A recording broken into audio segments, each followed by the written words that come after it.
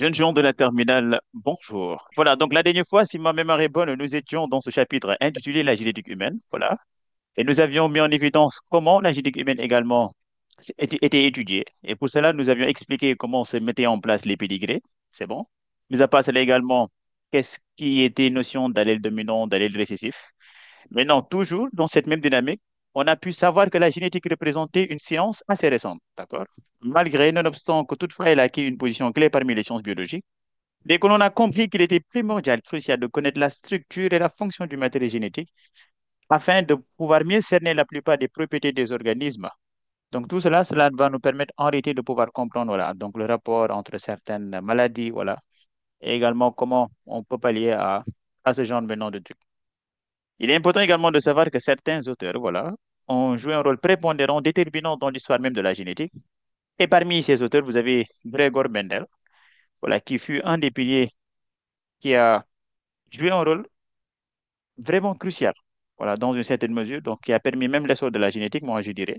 Elle a tenté de découvrir les fondements mathématiques et physiques, voilà, donc sous-jacents à la pratique même et à l'amélioration donc des plantes. Maintenant, aujourd'hui, nous allons un peu détailler sur la génétique mendélienne.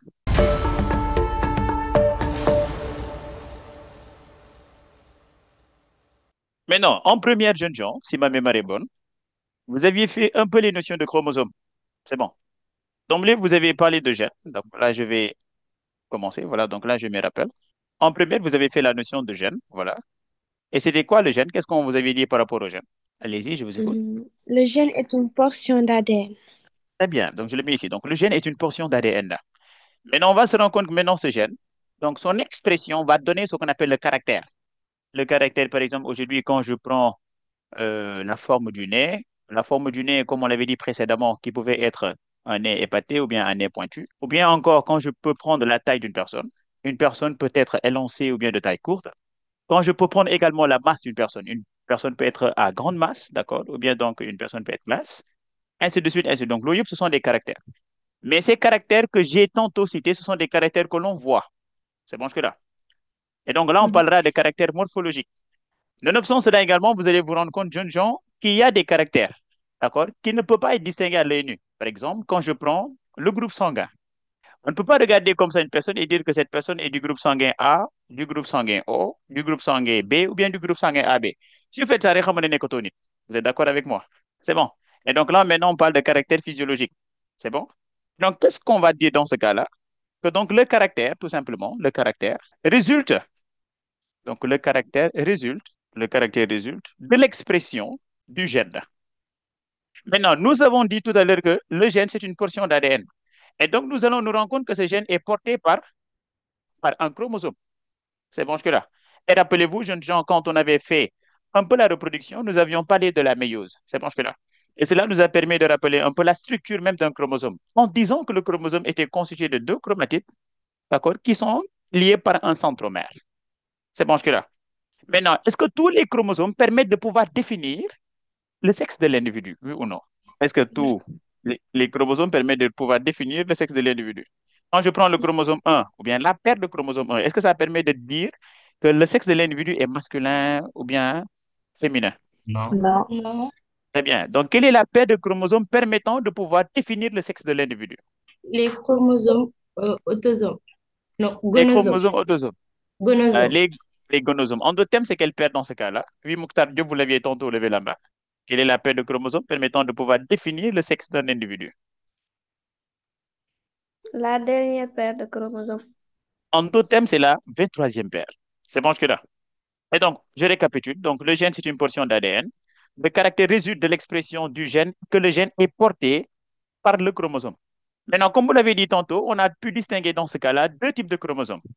Les chromosomes ne permettant pas de définir le sexe. Dans ce cas-là, on appelle chromosomes non sexuels, encore appelés des chromosomes. Des chromosomes, encore appelés autant pour moi des autosomes. C'est bon jusque-là. Vous avez passé également, comme on l'a dit, vous avez la 23e paire permettant de pouvoir définir le sexe de l'individu. Et jeunes gens, dans ce cas, nous parlerons de gonosomes. Et donc, cela signifie que nous allons distinguer deux hérédités. Une hérédité autosomale, d'accord? Donc, cela va nous permettre de distinguer deux types d'hérédité. Donc, hérédité autosomale. Et quand on parle d'hérédité autosomale, c'est parce que le gène que nous allons étudier se trouve au niveau donc d'un d'un autosome, hérédité gonosomale. Et dans ce cas-là, le gène que nous allons étudier, jeunes gens, se trouve au niveau de la 23e paire, en d'autres termes, au niveau du gonosomal. C'est bon jusque-là. Maintenant, en classe, donc là, je vais faire le bref récapitulatif. En classe, donc je vais descendre un peu. En classe, vous avez étudié maintenant donc la transmission, mais avant cela, vous avez rappelé certains termes. Et ces termes-là, nous l'avions un peu vu précédemment, quand nous avions fait, si vous vous rappelez bien, l'hérédité humaine. En d'autres termes, donc la transmission des caractères chez l'espèce humaine. C'est bon jusque-là. Quand je parle maintenant de gènes, quand je parle d'allèles, quand je parle maintenant de phénotypes, de génotypes, là, je me dis bien que ce ne sont même plus maintenant des notions nouvelles. C'est bon jusque-là. Et donc, aujourd'hui, maintenant, nous allons voir maintenant, quand il s'agit de la transmission d'un caractère, il y a un terme alloué à cela. Quand il s'agit maintenant de la transmission de deux caractères également, il y a un terme alloué à cela. Le genre de la terminale, selon vous, s'il y a transmission d'un caractère, dans ce cas-là, quel est le terme qui est alloué par rapport à ça? Monohybride. Très bien, monohybridisme. Très bien. Donc, terme, donc là, je mets terme, alloué, je mets ici astérisque.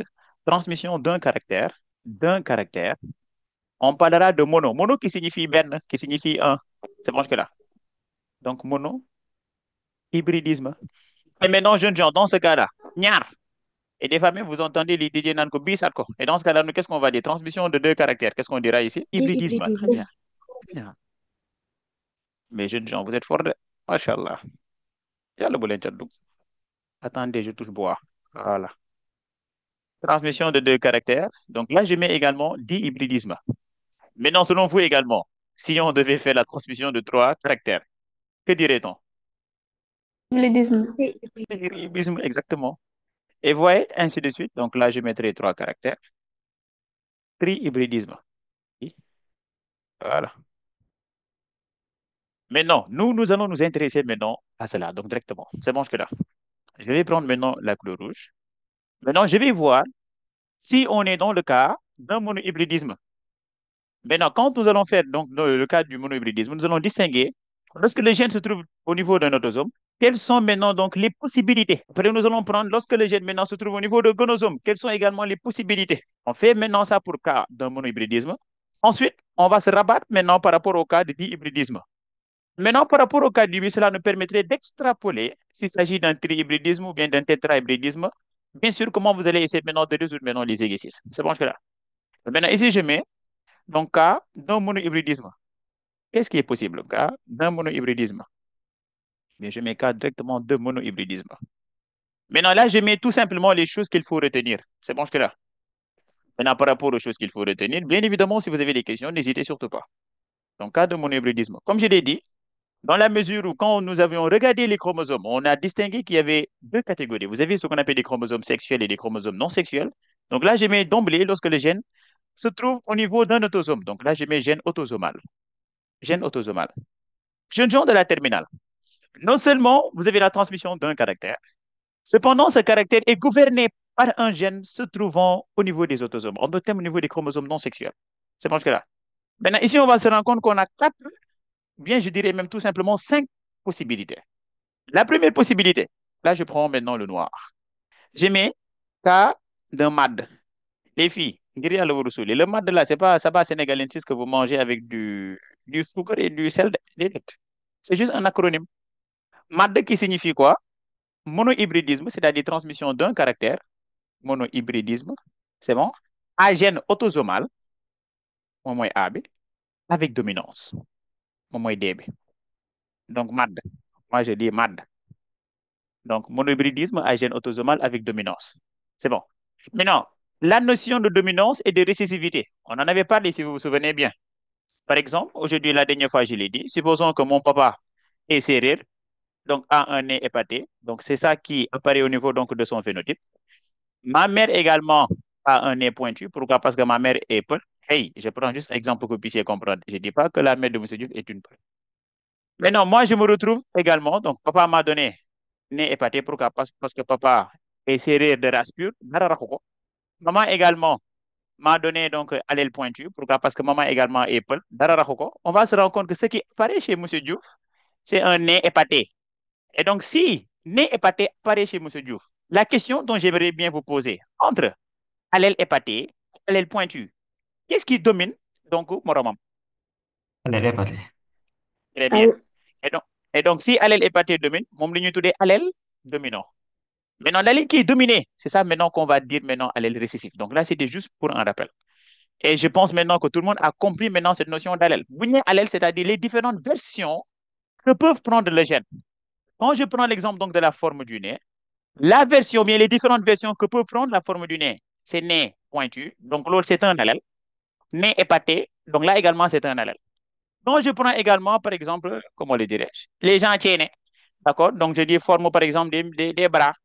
Quand je dis bras tiennent, donc l'autre c'est allèle tiennent. Donc là c'est une version en réalité du gène. Quand je dis donc bras, c'est où? Dans ce cas-là, donc là également c'est une version. Donc en réalité donc du gène. Est-ce que je me suis bien fait comprendre le genre de la thématique? C'est bon? Maintenant, là, j'efface. C'était juste pour expliquer. Maintenant, on va se rendre compte que dans le cas d'un monohybridisme à gène autosomal avec dominance, nous avons deux possibilités. Première possibilité, c'est quoi? Déjà, on va vous parler de F1. Vous dites F1, c'est-à-dire la première génération. Cela signifie quoi? Supposons que Danga Am, comment le dirais-je, monsieur Ndiaye, je prends juste un exemple, d'accord, se marie avec Madame Ndiaye, c'est bon? Et là, ils ont leurs descendants, c'est-à-dire donc leurs enfants. Mon minute donc F1. C'est bon jusque-là. Maintenant, on va se rendre compte, ligne, monsieur Ndiaye, madame Ndiaye, là, c'est par rapport à des humaines. Nous, on a, c'est-à-dire, on a dépassé maintenant les humaines. Maintenant, là, nous sommes dans la génétique ménélienne. C'est bon jusque-là. Maintenant, la génétique ménélienne, donc, souvent, donc, ce que vous utilisez comme matériaux biologiques, ce sont souvent donc les plantes. C'est bon jusque-là. Pourquoi? Parce que le temps de génération est très, très court. Le nombre également de descendants est élevé. Et dans ce cas-là, vous pourriez regarder de manière synoptique comment se comporte le caractère. C'est bon jusque-là. Dans le cas d'un MAD, si en F1, vous faites le croisement, c'est bon? Et que vous avez 100%. C'est bon jusque-là. Deuxièmement, c'est-à-dire, on prend également les individus de F1, nous croisons entre eux. C'est-à-dire, on les croise entre eux. Et là, ça nous permet d'obtenir une deuxième génération qu'on appelle F2. Donc, 100% ici, il faut toujours préciser, je mets ici 100% du phénotype dominant. Du phénotype dominant, toujours.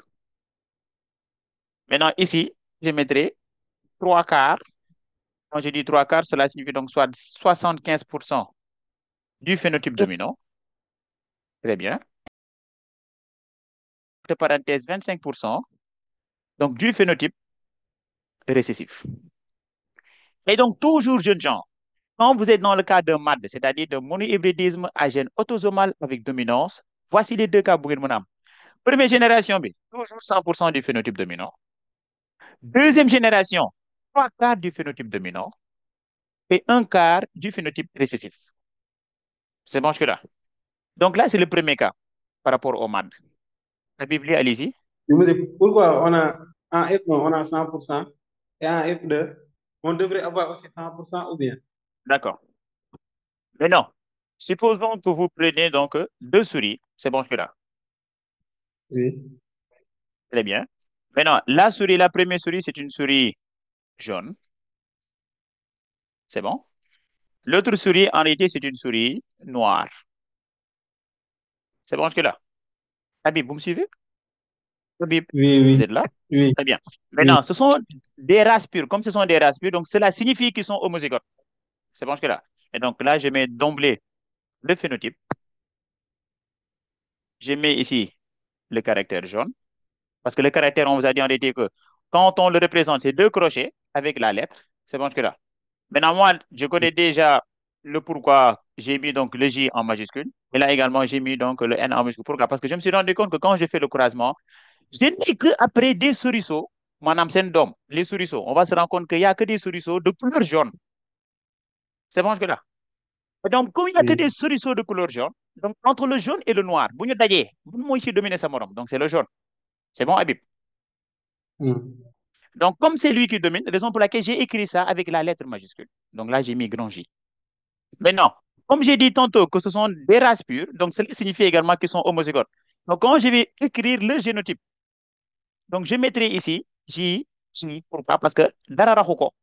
Là également, je mettrai petit n sur petit n. Pourquoi? Parce que dara raxu ko. Et maintenant, je descends un peu. Là, après les génotypes, on vous a appris la méiose. Pourquoi? Parce que c'est la méiose qui permet la formation des gamètes. Et donc là, je mets tout simplement gamètes. En mettant ici gamètes, on avait expliqué en réalité lors de ce qu'on appelle donc l'anaphase 1, vous allez avoir séparation des chromosomes homologues. C'est bon jusque-là. Et donc là, cela ne donne qu'un seul type de gamète. tamit dafay joxe benn type de gamète kese. C'est bon jusque-là. ñaari ñi bu ñu Oui. dajee par fécondation, vous allez avoir ici l'allèle jaune, donc il sera sur l'allèle noir. Jaune ak noir, dañ ne bu ñu dajee toujours dañuy am donc jaune. Donc raison pour laquelle on va avoir que des individus donc de couleur jaune. C'est ça qui explique le pourquoi j'ai mis F1 100%. C'est bon, Habib? Oui. Maintenant, pourquoi j'ai mis donc F2 75 25? Parce que j'ai dit tantôt, là c'est la génération F1. Pour obtenir la génération F2, j'ai croisé deux individus de F1. Donc, je prends un individu F1 que je croise avec un autre individu F1. Maintenant, je sais bien que leur phénotype, ils apparaissent jaune. Bon, mon équiné, parce que l'autre mon c'est un caractère. Donc, je mets ici le caractère, c'est jaune. C'est bon. Mais cependant, je sais Oui. également qu'ils ne sont pas de race pure. Pourquoi ils ne sont pas de race pure? Parce que quand je regarde leur génotype, B jaune sur noir là. Donc, je l'écris. Je dis génotype B, G sur petit n. Là également, G sur petit n. C'est bon jusque-là. Oui. Maintenant, Oui. je vais mettre quoi? Leurs gamètes. Et leurs gamètes sont obtenus à travers la méiose. Et la méiose que j'avais expliquée en répartissant en deux méiose 1, méiose 2. Au niveau de l'anaphase 1, il y a une séparation des chromosomes homologues. Mais quand vous regardez bien, comme dans un ñaari type d'allèle, donc dafay joxe également ñaari type de gamètes. Donc fii dafay nekk J, N. C'est bon jusque-là. Et tamit, même Oui. chose également, dafay joxe donc allèle jaune bi ak allèle N bi. C'est bon. Donc, il y a maintenant Oui. plusieurs possibilités. Raison pour laquelle maintenant, je vais faire l'échiquier. Ce qu'on fait échiquier bi, je descends un peu. Échiquier, donc là, j'ai écrit échiquier de croisement qui correspond à l'échiquier de Punnett. Mes parents, premier parent F1, deuxième parent F1 bi également. Ñaata type de gamètes lañ joxe? Quand je regarde bien, j'ai deux types de gamètes. Donc là, j'ai mes J. Mis à part cela également, j'ai mes N parce que moom ñaari type de gamètes la joxe. C'est bon. Fii tamit ñaata type de gamètes Oui. la joxe? Ñaar également. Donc là, j'ai mes J. Et là également, j'ai mes N. C'est bon. Lors de la fécondation, Oui. les gamètes vont se rencontrer. Et donc, fii damay am J sur J. J sur J moom jaune la wala noir parce que ay jaune kese la elle est jaune. Donc forcément, dafay nekk caractère jaune. C'est bon jusque-là. Là également, je vais Oui. avoir quoi? J bii nii moom mooy dajeeg N bii nii. Donc, on aura donc J sur N. Et J sur N Oui. également va donner donc le caractère jaune. Là également, je vais avoir donc le noir et le J. Donc, le J étant sur le noir, cela va donner donc le jaune. Pourquoi? Parce qu'on a dit jaune, moom moo dominé noir. C'est bon. Et là également, Oui. j'aurai quoi? Noir et noir lorsqu'ils vont se rencontrer ici. Donc là, j'ai des nekk donc noir sur noir. Donc, il va donner maintenant le caractère noir. Quand je compte, je regarde, je remarque que j'ai combien de cases? Une, deux, trois. J'ai combien de jaunes au niveau de ces quatre cases? Une, deux, trois. Moi, ma fille m'en est donc trois quarts de jaune. Et combien de cases où il y a un noir? Ben, que c'est moi, m'en est un quart. Maintenant, en mathématiques, Oui. si les 3 divisé par 4, de 0,75. Oui. 0,75, beaucoup multiplié par ça te donne combien? 75. Moi, je bénéficie 75% de jaune. Et là également, j'ai mis 25% de noir. C'est la raison pour laquelle j'ai mis F1 toujours. Dans le cas d'un MAD, F1 bu nekkee 100%, F2 day nekk 3 quarts, 1 quart. Maanaam 3 quarts du phénotype dominant, il faut toujours préciser. 1 quart du phénotype récessif. Habib, est-ce que j'ai répondu à votre question? Oui, oui. Très Très clair. bien, Merci. très bien. Donc là, je mets, dans le cas d'un MAD, donc quand je dis MAC, c'est monohybridisme à gène autosomal, monohybridisme à gène autosomal avec codominance. Maintenant, tout à l'heure, j'ai expliqué la différence entre codominance et dominance incomplète. En réalité, en terminale S2, vous faites une dominance incomplète. C'est bon jusque-là. Juste pas de souci pour ngeen mën a comprendre. Moo tax, on vous dit codominance, mais loolu du codominance. Et là, je l'ai expliqué tantôt. C'est bon? C'est bon? Oui. Très bien. Maintenant, comme je l'ai expliqué, dans le cas d'une dominance incomplète, que nous, au Sénégal, on sous-entend par codominance, on va se rendre compte en réalité, comme je l'ai dit, quand vous prenez maintenant des races pures également, madame, là, je mets d'abord les conditions. Donc, toujours dans le cas d'un MAC, da ngay am F1 100%. Mais bii du phénotype dominant du phénotype intermédiaire. Phénotype intermédiaire. Après, j'expliquerai pourquoi j'ai mis ça. C'est bon? F2, C'est-à-dire sans dominance ou bien c'est-à-dire sans dominance. sans dominance, exactement. C'est-à-dire, on va se rendre compte que les deux donc, vont s'exprimer partiellement, simonieusement. C'est bon. Maintenant, F2 ici, toujours, vous allez avoir 50% du phénotype intermédiaire, 50% du phénotype intermédiaire, d'accord? Et 50% des phénotypes parentaux, mais vous n'êtes que de faire 25-25, moi, je 50%.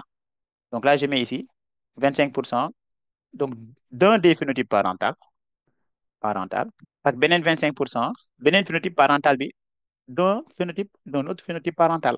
C'est bon jusque-là. Maintenant, le may wax ni moy lan. Et là, je mets cas pratique. Pourquoi j'ai dit ça dans le cas de... Donc, aujourd'hui, supposons que vous avez également des races pures. C'est bon jusque-là. Donc, quand on parle de race pure, donc homozygote. C'est bon. Supposons que vous avez donc une fleur à pétales blanches, d'accord, que, que vous croisez donc avec une fleur à pétales rouges. C'est bon.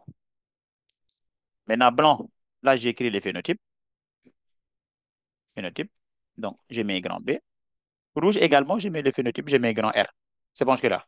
Maintenant, je mets génotype. Comme j'ai dit en réalité qu'il s'agit de race pure, donc là, ce sera donc B sur B. Là, comme j'ai dit également de race pure, là, je mettrai grand R sur grand R. La gamétogénèse, ça induit et maintenant à une séparation. Donc là, je mets gamète. Ici, on aura combien de types de gamètes? J'ai dit bien combien de types? Combien de types? Pas le nombre de gamètes, le type de gamète. Un seul type. Très bien. Donc, fii da ngay am B kese. Fii tamit da ngay am benn R kese. ñoom ñaar bu ñu dajee da ngay am benn individu bi nga xam ne donc F1 donc aura pour génotype B sur R.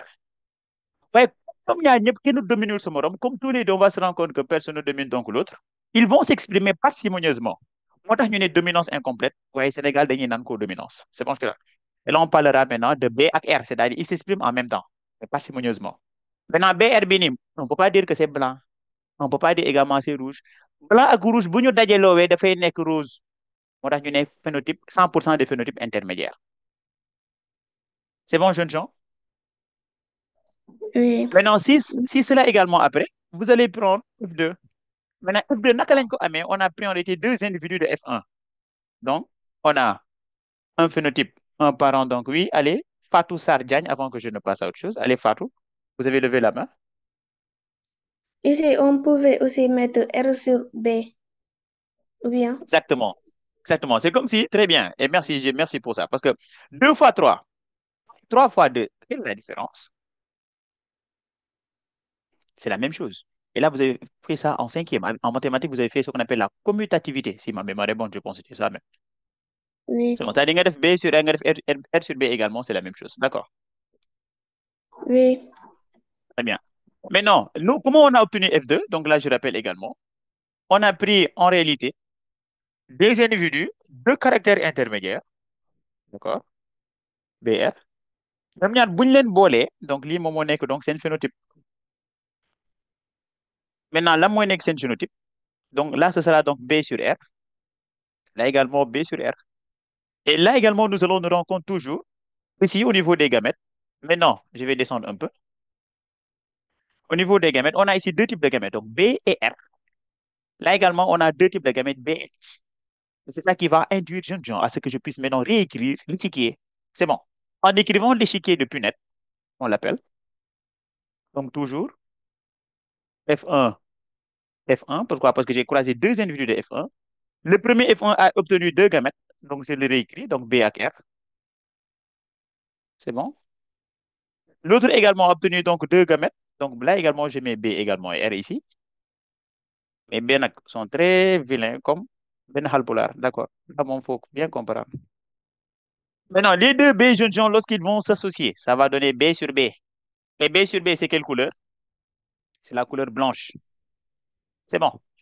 Maintenant, là également, c'est un B. Hein. Donc là également, ce sera donc B sur R. Et B sur R également, dafay joxe B sur R. Madame, dafay joxe donc phénotype rose. C'est bon. Souvent, vous m'entendrez m'exprimer en Wolof, c'est que pour que vous puissiez mieux assimiler donc ce que je dis. Là également, ce sera donc B sur R. Et B sur R également, c'est le caractère rose. Là, jeune gens, on aura donc R sur R et R sur R. Indéniablement, indiscutablement, ça va donner le phénotype. Jeunes gens, quand on compte sur les quatre cases, on va se rendre compte que ñaari cases moom moo am B sur R.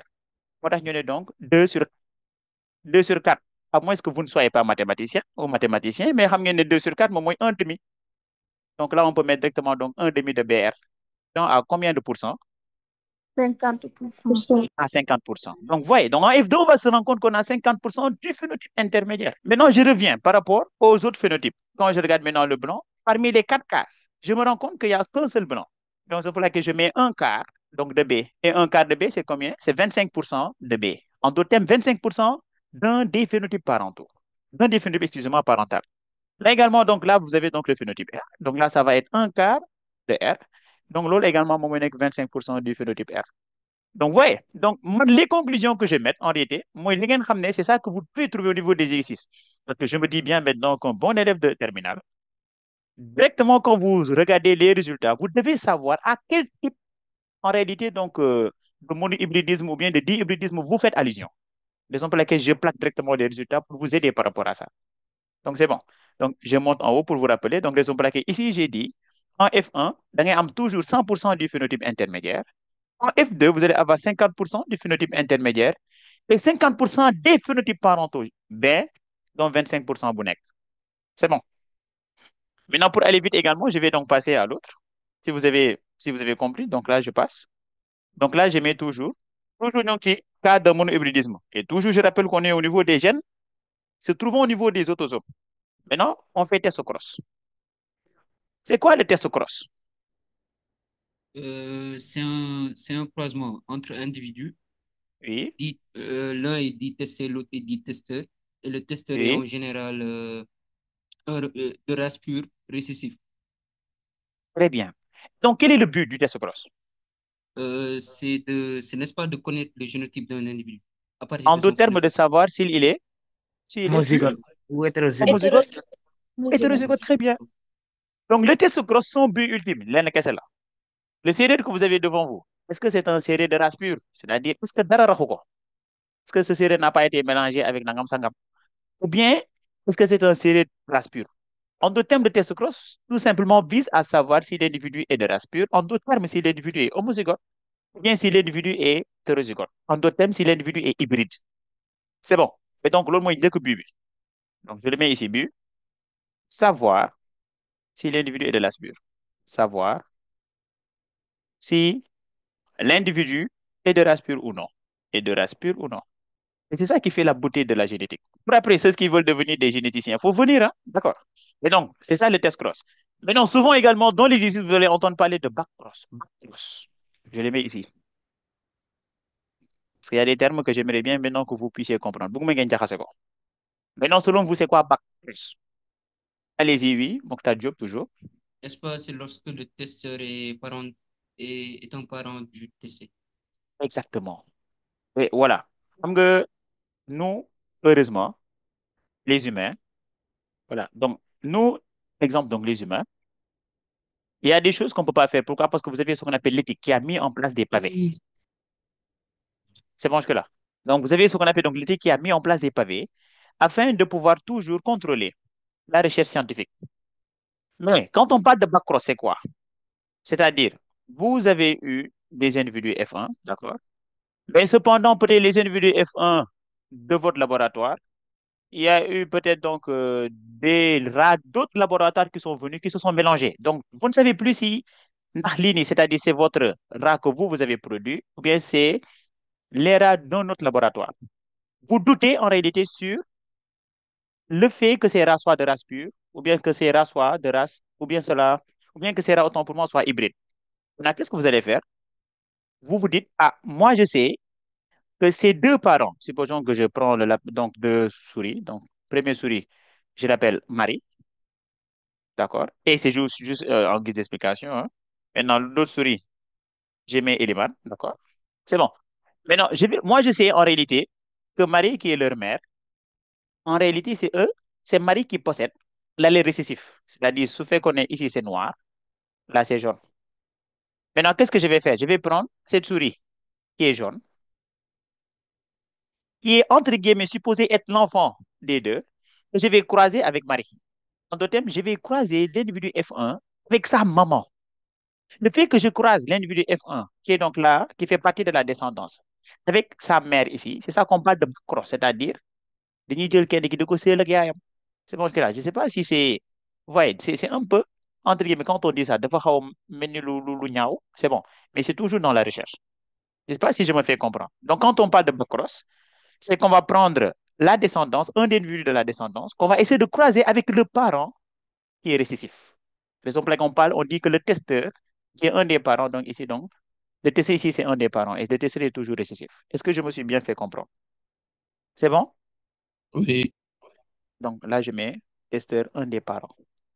Maintenant, dans le cas d'un test cross-jeune genre, on va se rendre compte, toujours, on est au niveau donc de maths, lorsque l'individu qui est testé est homozygote, et donc, dans la mesure où il ne peut produire qu'un seul type de gamète, donc toujours la descendance devrait avoir donc 100% des individus de F1. Donc, si le testé est homozygote, donc F1 va donner 100%. Mais toujours, il faut préciser du phénotype dominant. Maintenant, si le testé, c'est-à-dire celui qu'on cherche à voir s'il est race pure ou pas, s'il n'est pas de race pure, en d'autres termes, s'il est hétérozygote, on va se rendre compte, jeunes gens de la terminale, que la descendance que l'on va obtenir, que je nomme toujours F1, va être constituée de 50% du phénotype dominant et également 50% du phénotype récessif. C'est bon? Et là également, nous allons après exploiter ces données. Maintenant, il y a une quatrième Monsieur, notion. Oui, allez-y, oui. Aminata Dembélé. c'est pas clair. Vous avez mis Oui, ici le testeur est homozygote. Vous avez mis deux fois testé. J'ai pas bien compris. d'accord. Ici, regardez là où j'ai mis le curseur. C'est à ce niveau que vous êtes en train de dire, ou bien? Oui. Très bien. Là, je suis toujours au niveau des testés. C'est-à-dire l'individu qu'on cherche à voir son génotype. S'il est homozygote, dans ce cas-là, la descendance sera constituée que du caractère dominant. Raison pour laquelle j'ai dit F1 100% du phénotype dominant. Maintenant, deuxième cas. Si le testé, cette fois-ci, n'est pas de race pure endotherme, c'est un hybride. Dans ce cas-là, lorsqu'on le croise avec un individu qui est récessif, la descendance qu'on va obtenir, on va se rendre compte qu'il y aura deux caractères. Et ces deux caractères seront dans les proportions 50% du phénotype dominant et 50% du phénotype récessif. C'est bon, Dembélé? Oui. Très bien. Il y a quelqu'un également qui a levé la main. Dabadjan. Oui, Daba. Bonsoir, Bonsoir, vous allez bien? ça va, alhamdulillah, je suis en retard. Oh, oui, d'accord. Maintenant, est-ce que vous avez une question? Oui, à propos de ce que vous venez de dire. D'accord. C'est-à-dire par rapport au testé et Oui, au testé homozygote, testé hétérozygote. oui, D'accord, il n'y a pas de souci. Non, on va se rendre compte tout à l'heure, comme je l'ai dit. Donc, le test cross vise tout simplement à savoir si l'individu est de race pure ou il est hybride. C'est-à-dire, si vous prenez un séeréer, la séeréer boobu noonu amul dara lu ko rax wala am na lu ko rax. C'est bon jusque-là. Mais on va se rendre compte lorsque l'individu qui est testé, si on le croise avec un autre individu dont on connaît le génotype et qui est récessif, si ça donne que des individus du phénotype dominant, d'abord, voilà, si ça donne que des individus de phénotype dominant, dans ce cas-là, on dira en réalité que l'individu testé, il est homozygote. Donc, beau fait qu'elle vous croisez un individu dont vous ne connaissez pas son génotype avec un autre individu qui est le testeur qui est récessif et que ça donne que des individus ayant un caractère bien défini. Donc, dans ce cas-là, on dira que de l'individu testé est homozygote. Maintenant, si l'individu dont vous ne connaissez pas son génotype, que vous croisez avec un autre individu, le testeur, et que vous vous rendez compte qu'il y a deux caractères, le caractère correspondant, donc 50% de phénotype dominant, 50% de phénotype récessif, donc cela induit à dire que le testé, c'est-à-dire l'un dont on ne connaissait pas, il n'est pas de race pure, mais il est hybride, il est hétérozygote. C'est bon? oui, c'est bon. Très bien. Maintenant, après cela, vous avez parlé de gène létal. Quand on parle de létal, cela signifie quoi selon vous? Jeunes gens, selon vous, c'est quoi? Qu'est-ce que signifie létal? Oui, Cheikh Mbaye.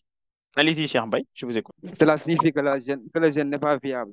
Eh bien, bon, cela signifie en réalité que les individus homozygotes par rapport à ces gènes ne sont pas viables. C'est-à-dire, si vous êtes homozygote par rapport à l'allèle dominant, vous allez vous rendre compte que l'individu ne va pas pouvoir, que l'individu en réalité ne pourra pas donc vivre.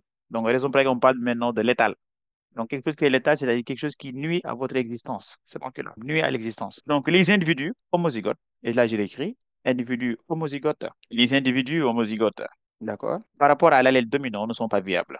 Mais non, comme ils ne sont pas viables, donc cela signifie que forcément, il y aura, normalement, dans le cas d'un F2 d'un MAD, on a trois quarts, un quart. Et donc, s'il y a une, une cage en réalité qui va s'éliminer, au lieu maintenant que la proportion, que le rapport maintenant soit sur 4, maintenant le rapport devrait être maintenant sur combien? Oui, allez-y, cher Mbaye. On aura 2 tiers et 1 tiers. Très bien, tout simplement. Et donc, toujours gène létal. Donc, F1, donc c'est 100% du phénotype dominant. Donc, je l'écris en noir, du phénotype dominant. Maintenant, quand on va croiser les individus de F1, ce qui va nous permettre d'obtenir la génération F2, au lieu qu'on ait 3 quarts, 1 quart, jeunes gens, on va avoir 2 tiers du phénotype dominant et 1 tiers du phénotype récessif. Pourquoi? Parce que l'individu possédant aurait été donc celui qui est homozygote par rapport à l'allèle dominant meurt. C'est bon jusque-là. Après, peut-être vous avez fait donc les cas d'allèles multiples. C'est bon jusque-là. Et cas d'allèles multiples, jeunes gens, moi, ce que je prends souvent pour que les élèves puissent comprendre, c'est le cas des groupes sanguins. Et là, c'est pas des résolutions de problèmes. Cas d'allèles multiples, par exemple, ou le groupe sanguin. Le groupe sanguin aurait été, je rappelle, que le gène qui permet à ce que, qui code aurait été donc pour l'antigène qui va désigner le groupe sanguin, c'est se trouve au niveau donc de la paire numéro 9 de chromosome. Donc, groupe sanguin. Oui, allez-y. Pas compris. Je n'ai pas compris à quel niveau on est. Cette partie-là. Quelle partie, s'il vous plaît? Là où j'ai mis le curseur. Ouais. Très bien. Donc là, je suis au niveau de, je descends un peu, au niveau donc du gène létal. Maintenant, quand je dis gène létal, c'est-à-dire qu'il nuit à l'existence. On va se rendre compte en réalité que les individus, généralement, qui ont un génotype, d'accord, homozygote, par rapport à l'allèle dominant, ñoom duñu dund dañuy dee. Donc le fait que ñu am loolu moo tax ñu dee moo tax ñu ne donc gène boobu noonu dafa létal. Pourquoi létal? Parce que warul nekk, on ne doit pas, donc l'individu ne doit pas avoir un génotype où il y a homozygosie de l'allèle dominant. Comme dee bu mu dee moo tax au lieu d'avoir le rapport sur 4, comme dafa am benn buy éliminé wu dafay nekk rapport sur 3. Raison pour laquelle, quand vous allez faire, c'est-à-dire quand vous allez croiser deux individus de race pure, au niveau de la première génération, toujours F1, ça obéit à la première loi de Mendel. Après, j'y reviendrai. 100% du phénotype dominant. Mais quand vous prenez maintenant ces individus de phénotype dominant, que vous les croisez entre eux, si le rapport ne donne pas 3 quarts, 1 quart, donc ça permet de dire que vous êtes dans le cas d'un gène létal. C'est bon? Puis Aminata Wilan.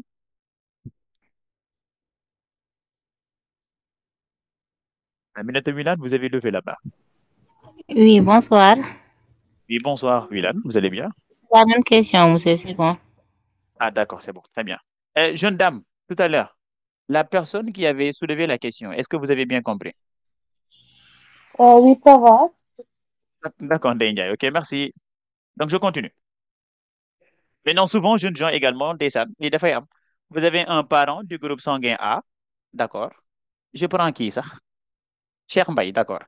Mbaye est du groupe sanguin A, d'accord? Et sa femme est du groupe sanguin B. Sa femme comment? Madame Mbaye. Très bien. Madame Mbaye. Et maintenant, ils ont eu un enfant du groupe sanguin O. I. Mbaye n'est là, il a là. Il dit peut-être que c'est pas son fils. C'est bon jusque-là. Et maintenant, vous, en tant qu'élève de terminale, on vous pose la question de savoir est-ce que cela c'est possible? Oui, Mokhtar Diop. Bien sûr, parce que euh, là, donc le O, il est récessif, quoi. Donc, il est D'accord. chez chacun des parents. Très bien. Oui, Amina Wilan, vous avez levé la main également. Amina Wilan, vous avez levé la main. Oui, Wilan, oui. Non, c'est pas le problème. Ah, d'accord, c'est une erreur, d'accord. Donc, très bien, cela est possible. Pourquoi? Parce que maintenant, vous avez compris le rapport de dominance qui existait entre les allèles désignant ou bien donc conduisant au groupe sanguin. On s'est rendu compte que A et B, les deux allèles-là, dañuy dominer et dominants devant O. C'est bon jusque-là.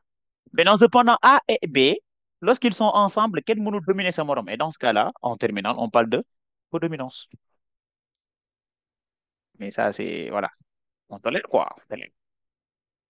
Et si vous allez à l'université, vous me dites codominance, je vous mets 0.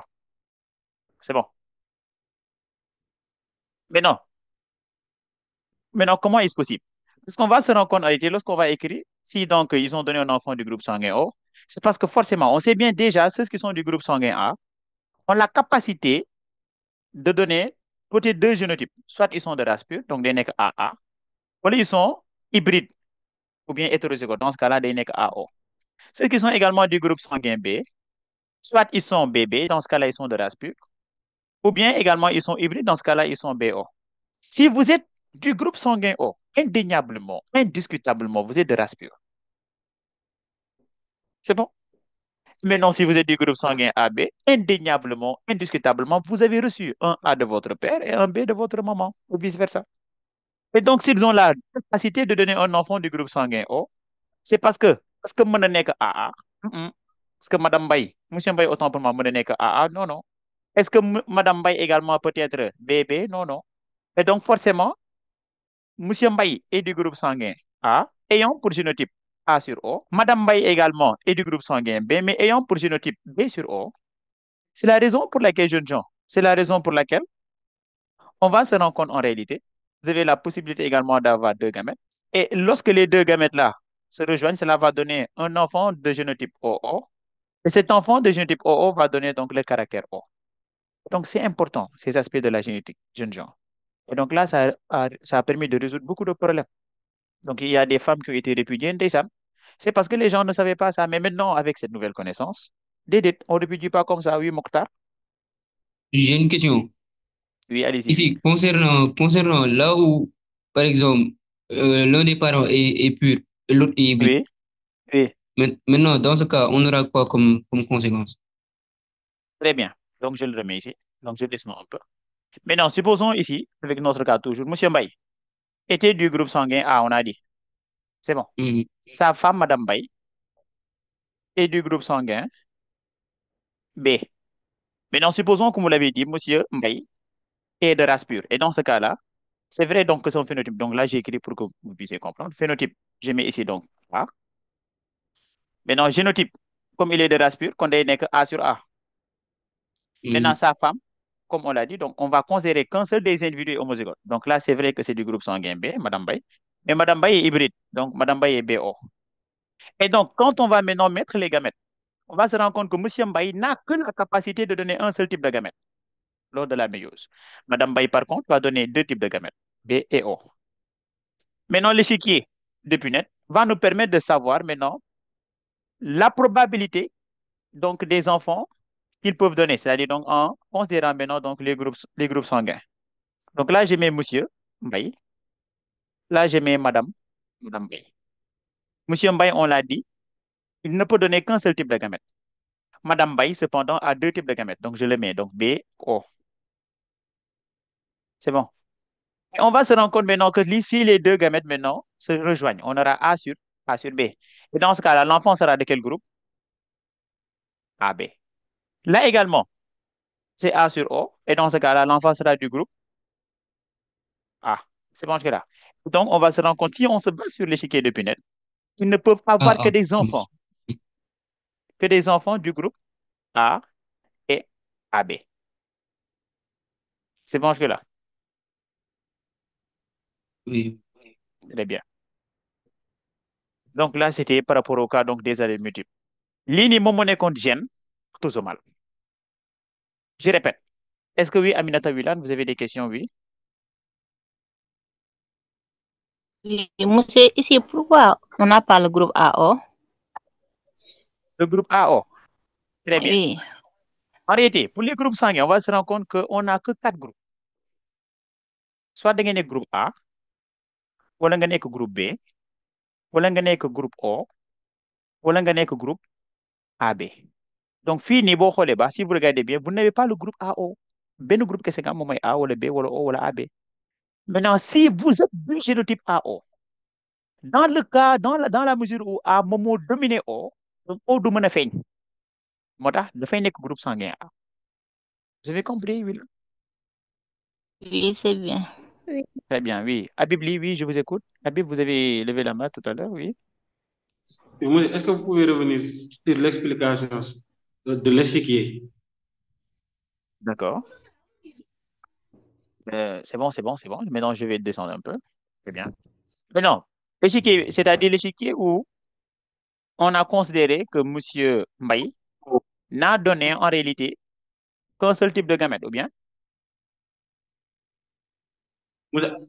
À partir de phénotype là-bas, en haut. D'accord, je monte un peu.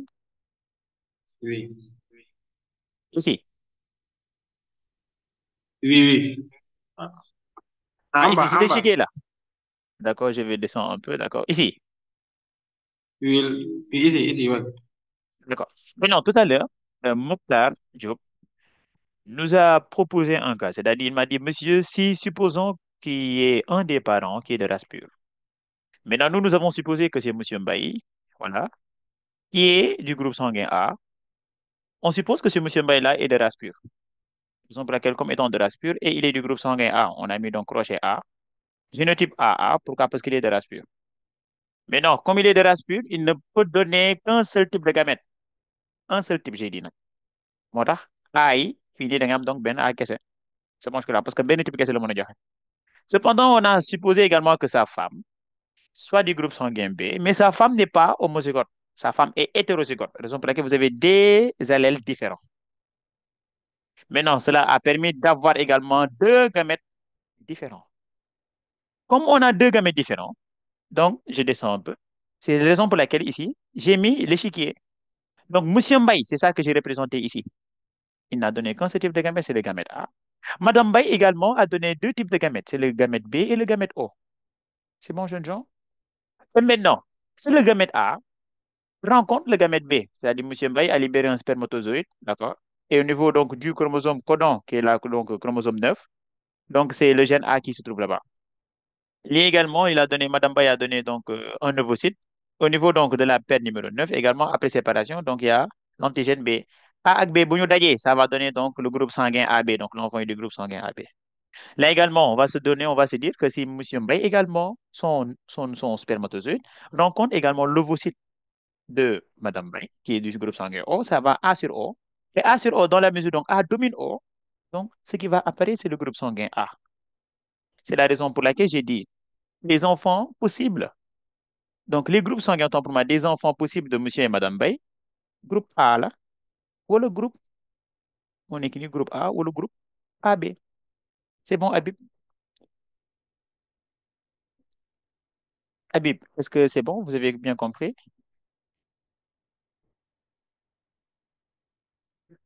Très bien. En attendant, Wilan, allez-y.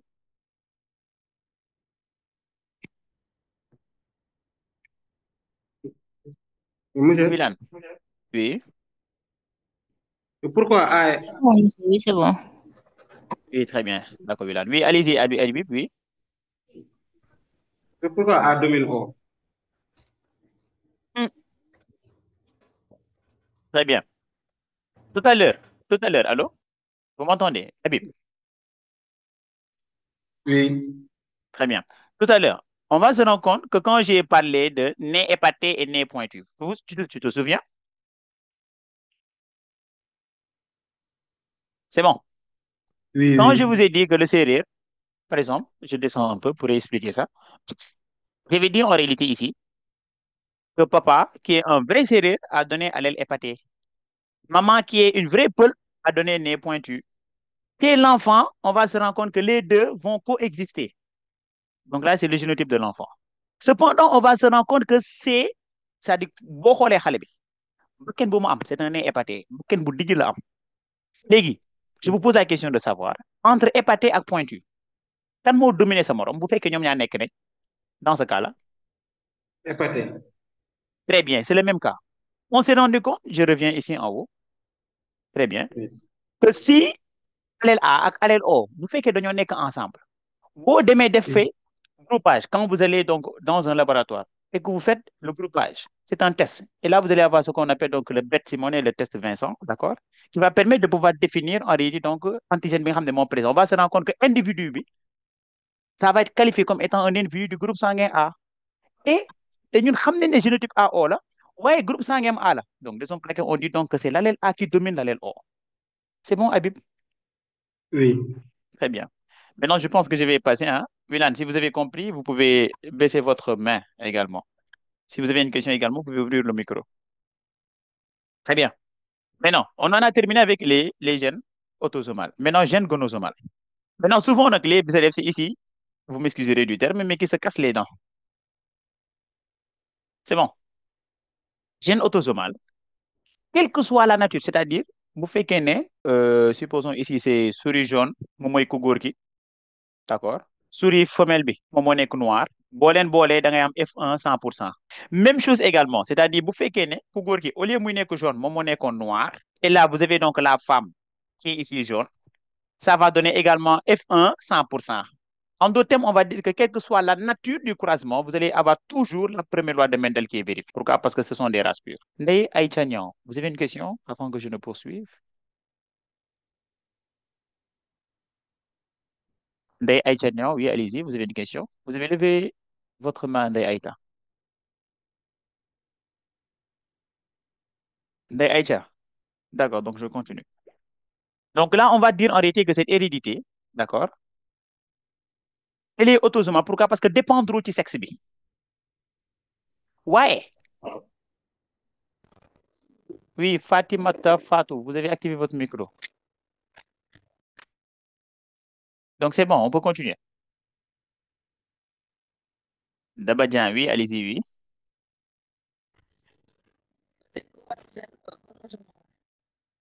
Votre gène gonosoma, c'est-à-dire un gène se trouvant au niveau des gonosomes. C'est bon jusque-là? C'est-à-dire gonosomes, c'est-à-dire les chromosomes non sexuels. Maanaam gène bi nga xam ne moom moo joxe caractère bi mu ngi ci chromosome bi nga xam ne du tax mu nga xàmmee sexe nit ki. C'est pas au niveau de la 23e paire. D'accord? C'est bon? Maintenant, je me rends compte que quand vous posez une question, ça grince. Donc, vous pouvez directement écrire au niveau du chat. Je vais pouvoir lire ça, d'accord? Fatimatou, Fatou également, oui. Donc là, c'est la dernière question que je vais prendre pour qu'on puisse terminer. Oui, allez-y, oui. Bonsoir. Oui, bonsoir Fatimatou, vous allez bien? Oui, je vais bien, alhamdoulilah. Monsieur, parmi les groupes sanguins, on peut avoir le sang doré. Sang doré. C'est quoi le sang doré? Oui. C'est un RH qui est nul. Un RH qui est nul. Oui. Et donc, ça change la couleur du sang. Oui, on le surnomme sang doré parce que c'est très rare. On dit que c'est compatible à tous les groupes. D'accord, donc là, vous m'apprenez quelque chose, hein? Là, je vais noter ça Le- maintenant. euh, Attendez, je note ça. Voilà, je vais noter ça. Oui, Maintenant, après, je ferai des recherches. Inch'Allah, prochainement, on en discute. oui, Sang doré. Inch'Allah. Oui, Vous vous appelez Fatimatou Fatou, donc. Merci, merci Fatimatou Fatou. oui, Oui, donc je me dis toujours, donc là, on échange, d'accord? Donc, oui, j'apprends de oui, vous comme également vous apprenez de moi. oui, c'est J'espère que ça. également, vous n'êtes pas du sang doré, Fatimatou. Non, moi, je suis du groupe O. Ok, d'accord. Euh, Ok, merci, c'est gentil. Oui, Voilà. Maintenant, tout à l'heure, je l'ai dit, on va se rendre compte que quel que soit le sens du croisement, vous avez toujours F1 qui est 100%. Donc là, on dira que l'hérédité ne dépend pas du sexe. Donc, il y a une hérédité autosomale. Cependant, également, jeunes gens, on va se rendre compte en réalité, mis à part l'hérédité autosomale, vous avez ce qu'on appelle l'hérédité gonosomale. Lolo mooy lan? Hey, et là, vous suivez. Supposons, jeunes gens, ici, vous prenez donc le mâle qui a une couleur jaune. D'accord. Bien là, je mets rouge, tout simplement. Je mets également la femelle. Non, c'est pas grave. Comme là, j'ai mis jaune, donc je mets jaune pour que vous puissiez pas vous perdre. Et là, mais également, je mets la femelle. D'accord. Je me rends compte ici que je mets noir. Jeunes gens, quand je fais ça, je me rends compte qu'au niveau de la première génération, j'ai pas 100%, mais j'ai 50% de phénotype jaune et 50% de phénotype noir. Cependant, quand j'inverse les caractères, supposons ici que le mâle, au lieu que maintenant que le mâle soit jaune, que le mâle maintenant soit noir, et maintenant que la femelle maintenant porte l'allèle dominant, de thème porte donc le caractère jaune. On va se rendre compte qu'au niveau de la première génération jeune jaune, au lieu que j'ai 50% jaune noir, j'ai ici 100%. Que de jaune. Donc vous constatez une chose, c'est-à-dire quoi? Ici, en haut, avec l'hérédité autosomale ici, on s'est rendu compte que quel que soit le sens du croisement, vous avez toujours des individus au niveau de la première génération 100%. Cependant, ici, au niveau donc de l'hérédité gonosomale jeune jaune de la terminale, lorsque j'intervertis, lorsque je change, lorsque je fais varier les caractères de sexe, on va se rendre compte que ça passe de 100% à 50%, 50%. Et donc, hérité béni, on ne peut pas dire que c'est autosomal. Pourquoi? Parce que si ça change de sexe, on va se rendre compte que cela a une influence au niveau de nos résultats. Raison pour laquelle ici, on parlera d'hérédité gonosomale. Et donc, qu'est-ce qu'on retient? Vous n'avez hérédité gonosomale en fonction de individu buy porter allèle dominant parce que regardez ici. Ici, le jaune, c'était le caractère dominant, l'allèle dominant. C'était porté par le mâle. Dans ce cas-là, il faut dire 50%, 50%. J'y reviendrai pourquoi. Ici également, le jaune, est-ce que c'est toujours porté par le mâle? Madame, vous dominez, est-ce que c'est porté par le mâle? Non. Ici, c'est porté par la femelle. Dans ce cas, on va se rendre compte que c'est 100%. C'est bon que là. Et maintenant, pourquoi? Maintenant, c'est ça maintenant que je vais expliquer. Et là, j'ai besoin que vous me reteniez une notion très importante, la notion d'homogamétique et la notion d'hétérogamétique. Parce que il fait que y a beaucoup dans les pertes. Quand on parle d'homogamétique, homogamétique et hétérogamétique, quand je prends par exemple la femme, la 23e paire, est représentée en parlant de XX. En premier, c'est ça qui vous a permis, quand on vous présente un karyogramme, au niveau de la 23e paire, si les chromosomes sont morphologiquement identiques en taille, en forme, position du centromère, et ainsi de suite, maintenant, quand je prends l'homme, est-ce que XX ngay am? Non, non. Très bien, on a X et Y. Des fois, vous voyez, c'est ici écrit X, Y. Des fois, également, au niveau des karyogrammes, on vous montre deux chromosomes, bii dafay ngand, bii ndaw. C'est bon jusque-là. Et donc, ki nga xam ne moom dafa niroo, on parlera d'homogamétique. Ki nga xam ne moom niroowul, on parlera d'hétérogamétique. Et maintenant, il faut suivre. Je reviens en haut. Quand on prend l'homme, on sait bien que l'homme, c'est X, Y. Si c'est l'homme, en d'autres termes, l'individu hétérogamétique qui porte le caractère dominant, l'allèle dominant, dans ce cas-là, il fait que 50%, 50%. Maintenant, si c'est l'individu qui est homogamétique ici, comme la femme, qui porte l'allèle dominant, dans ce cas-là, ça va être 100%. Donc, raison pour laquelle, au niveau de l'hérédité gonosomale, ñu bind ko fii ci suuf, conclusion, F1, on aura 100% si l'allèle dominant est porté, selon vous, par quoi? L'individu homogamétique ou l'individu hétérogamétique? Homogamétique. Très bien, du phénotype dominant. Si l'allèle dominant est porté, si l'allèle dominant est porté par l'individu homogamétique, est porté par l'individu homogamétique. Homogamétique. Moi, je préfère que vous dites homogamétique. Et c'est homme, femme, non, non, parce que des fois, on peut vous donner des insectes et ça change. Donc, dis-moi mon premier cas. Un également, peut ne pas être 100%. Et pourtant, dans la bolée, il y a une espèce de race pure, deux individus de race pure. C'est bon. Donc, dans ce cas-là, vous faites qu'il faut dire 50% du phénotype dominant. C'est-à-dire vous avez croisé deux individus de race pure. Et en F1, vous avez obtenu 50% du phénotype dominant. D'accord? Je descends un peu. Et 50% du phénotype récessif. Dans ce cas-là, qu'est-ce qu'on dira? L'allèle dominant est porté par quoi? Par l'individu homo-hétéro? Hétéro. Hétéro. Très bien. Donc l'allèle dominant est porté par l'individu hétéro. Gis ngeen di jeunes gens, c'est important que vous puissiez comprendre ça. Vous voulez comprendre? Vous allez vous casser les dents et après, on va en souffrir. Hein? Aïcha Sen, oui, et Amina Wilan. Aïcha Sen, d'emblée, votre question, oui. Je voulais savoir quelle est genre, la définition de la notion de homogamétique et hétérogamétique. Très bien.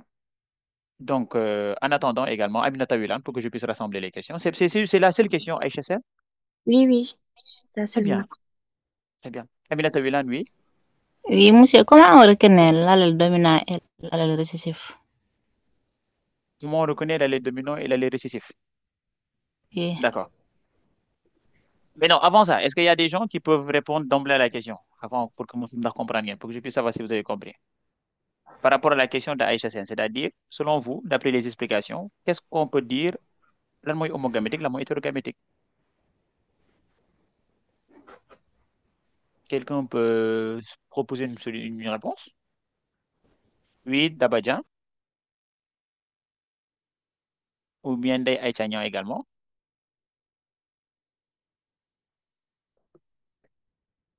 Ah, je vous écoute.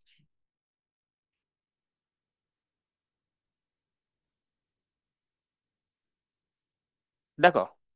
Donc, pas de proposition. Oui, allez-y, Mokhtar Diop. On parle donc de, d'hétérogamétique lorsque lorsque les gonosomes de la 23e paire ont une différence. C'est-à-dire, Très par bien, exemple, oui. C'est-à-dire, par exemple, pour l'homme, c'est XY, et pour très la bien. femme, c'est XY pour l'homme du moins. Donc là, c'est Oui, oui. hétérogamétique. Et lorsqu'il n'y a pas de différence au niveau de la 23e paire, il n'y a pas de, c'est homogamétique. Voilà. Très, très bien. Aïcha, je pense que vous avez bien compris. En réalité, quand on parle d'hétérogamétique, on va regarder la 23e paire. Si vous avez au niveau de la 23e paire des chromosomes identiques, dans ce cas, on parlera des chromosomes identiques, comme dans le cas de la femme, on parlera maintenant d'individus homogamétiques, c'est-à-dire qu'ils ne peuvent donner qu'un seul type de gamète. Ça marche que là. Moo tax jigéen boo xoolee baax moom toujours son ovocyte c'est X. Donc la Mm. femme, elle est autant pour moi homogamétique. Maintenant, quand on prend maintenant l'homme, moo tax ñu ne góor moom mooy tax, c'est-à-dire c'est l'homme qui définit le sexe de l'individu, c'est le sexe de l'enfant. Si le spermatozoïde de l'homme, c'était un spermatozoïde à X, et que ça rencontre en réalité donc l'ovocyte de la femme qui est toujours X, et que ça rencontre l'ovocyte de la femme qui est toujours X, dans ce cas-là, vous allez avoir une fille. Cependant, si le spermatozoïde de l'homme qui a fécondé l'œuf, si c'était un Y, et qui féconde Mhm. toujours la femme qui donne un X, dans ce cas-là, ce sera un garçon. Et donc, on pourrait dire en réalité que la femme est Mhm. homogamétique parce qu'elle ne peut produire qu'un seul type de gamètes. L'homme est hétérogamétique, pourquoi? Parce qu'il peut produire deux types de gamètes. C'est bon, Aïcha? Oui, oui. Très bien. Maintenant, Vulan, vous m'avez posé la question de savoir comment va-t-on voir, savoir si on est dans le cas d'un allèle dominant ou bien d'un allèle récessif. Il faut toujours regarder maintenant les résultats. Et là, on y reviendra quand nous allons faire l'exercice. Donc, raison pour laquelle je veux davantage qu'on accélère pour que vous puissiez regarder un cas pratique. Oui, Ndeye Aïcha Niang. Vulan, c'est bon? Est-ce que vous avez compris ce que j'ai dit? C'est bon, oui. Toujours regarder au niveau des résultats. Bu ñu croiser lii nga xool F1 lan lañ am qu'est-ce qu'on a obtenu est-ce que lii Oui. kese lañ am wala dañoo am lii ak lii lii ak lii waroon ñaata proportion lañ ko amee également c'est important. Oui, allez-y. Il y a une main qui est élevée, mais je ne la vois plus. Ndeye Aïcha Niang, oui. Et là, c'est la dernière question que je prends pour qu'on puisse avancer. Oui, allez-y. Ndeye Aïcha Niang, allez-y, oui. Oiseau. Je n'entends rien, Ndeye Aïcha, oui. Allez-y, oui. Vous pouvez répéter votre question, s'il vous plaît. C'est les oiseaux. Et les oiseaux, très bien, oui. Oui, c'est la femme qui est gamétique et les hommes, comme ça, sont Très homogamétiques. bien, très bien. On va se rendre compte que chez les oiseaux, donc l'oiseau mâle, dans ce cas-là, qu'est-ce qu'on dira? ZW ou bien ZZ? Ndeye Aïcha Niang, c'est bon? Oui, allez-y, Mokhtar. Z, ouais. Très bien. ZW pour la. Et pour la femme également. Donc, raison pour laquelle moi, j'aime pas que vous dites homme ou la femme. Non, parce que ça peut changer d'une espèce à l'autre. Raison pour laquelle dites homogamétique ou dites hétérogamétique. C'est bon? Euh, Oui, allez-y, oui. Oui, c'est bon. D'accord, merci. Donc, je peux continuer. Mais non, là, c'était par rapport au gène gonosomal. Non, là, on a terminé avec le cas de monohybridisme. Donc, quand on a fait le monohybridisme, on a parlé d'un MAD, monohybridisme à gène autosomal avec dominance. Et pour cela, je vous ai dit, donc là, j'ai fait un bref récap avant d'y passer parce que j'y reviens plus. On a dit, en F1 toujours, on a 100% d'individus du phénotype dominant. Mais à part cela également, en F2, on a 75% d'individus du phénotype dominant et 25% d'individus du phénotype récessif. Après cela également, on a fait donc le cas d'un, c'est-à-dire monohybridisme à gène autosomal avec codominance. F1 toujours 100%, mais cette fois-ci du phénotype intermédiaire. Et F2, 50% du phénotype intermédiaire avec 25% d'un des phénotypes parentaux et 25% de l'autre phénotype parental.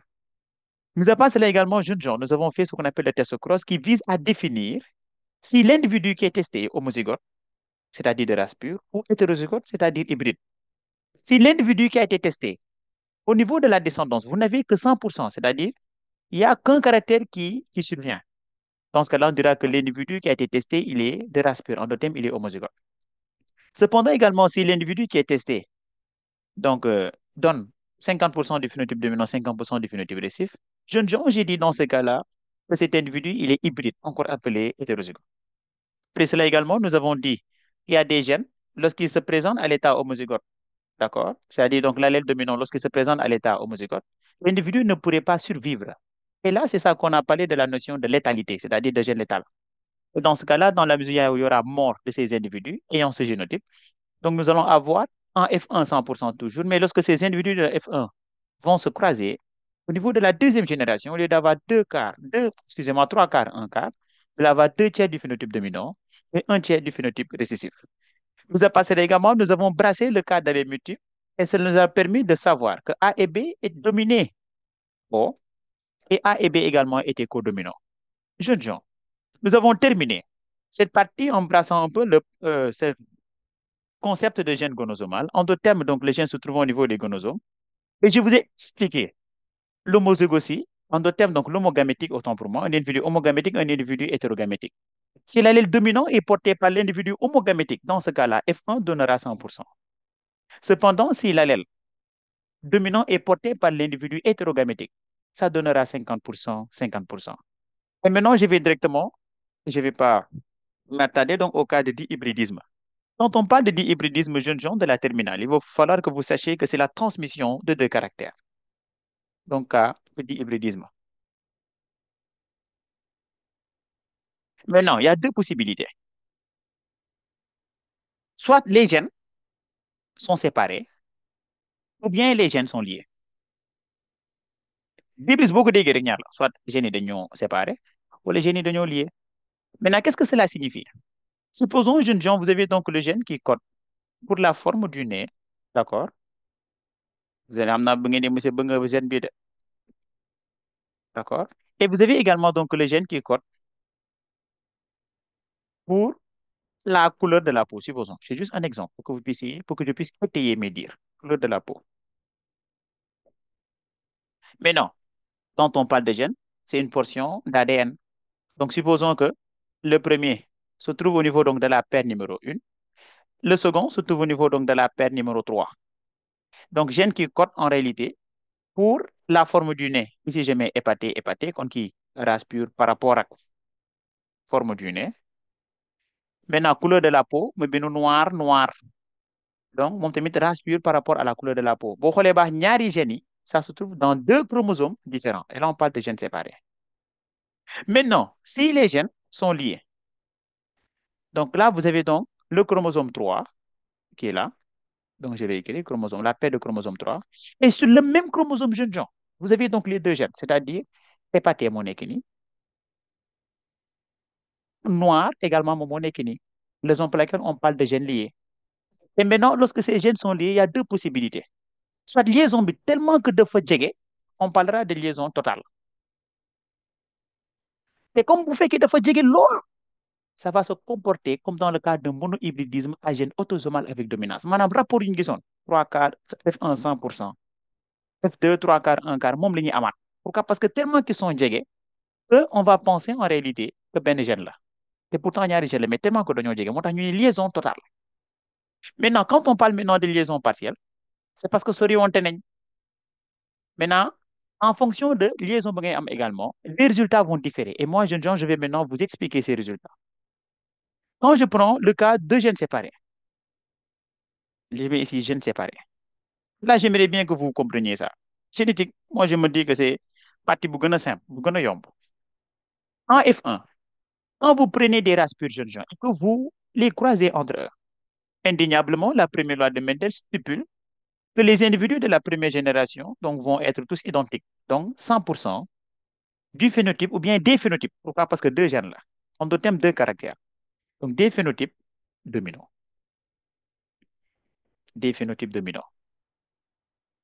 En F2, si on a 3 quarts, 1 tiers, 2 tiers, c'est là où on va parler maintenant de 9 16e, de 1 16e, de 3 16e, 3 16e. Donc là, j'ai mis 9 16e du phénotype, ou bien des phénotypes dominants. 1 16e des phénotypes récessifs. 3 16e d'un des phénotypes recombinés. 3 16e également des phénotypes recombinés. On y reviendra maintenant quand nous allons faire en réalité donc l'échiquier. Pour que nous sachions la 9 ak ay nangam sangam. Mis à part cela également, gènes séparés bini, c'est-à-dire si vous avez maintenant un animal, d'accord, ou bien une plante, et que maintenant vous avez deux caractères, et qu'on cherche à voir si cette plante-là est de race pure par rapport à ces deux caractères, on va réaliser toujours ce qu'on appelle le test cross. Test cross, beaucoup def, toujours, qu'on peut bolel, c'est-à-dire le testeur, rapport aux deux caractères considérés, il faut récessif. Moi, le testeur est toujours homozygote récessif. Et dans ce cas-là, qu'est-ce qu'on verra? Donc là, je mets test cross. Le test cross, jeunes gens, on a trois possibilités. Première possibilité, individu yow bu ngay testé maanaam si ñaari caractères yëpp dafa homozygote. Et là, on parlera de doublement homozygote.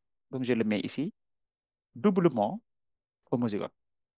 Maintenant, naka nga xamee ne dafa doublement homozygote, c'est parce qu'il y a des résultats qui sont là qui te permettent de dire que l'individu bu may testé pour ñaari caractères yëpp dafa ci homozygote. C'est bon là. Par exemple, tout à l'heure, j'ai dit hépaté, hépaté, noir, noir.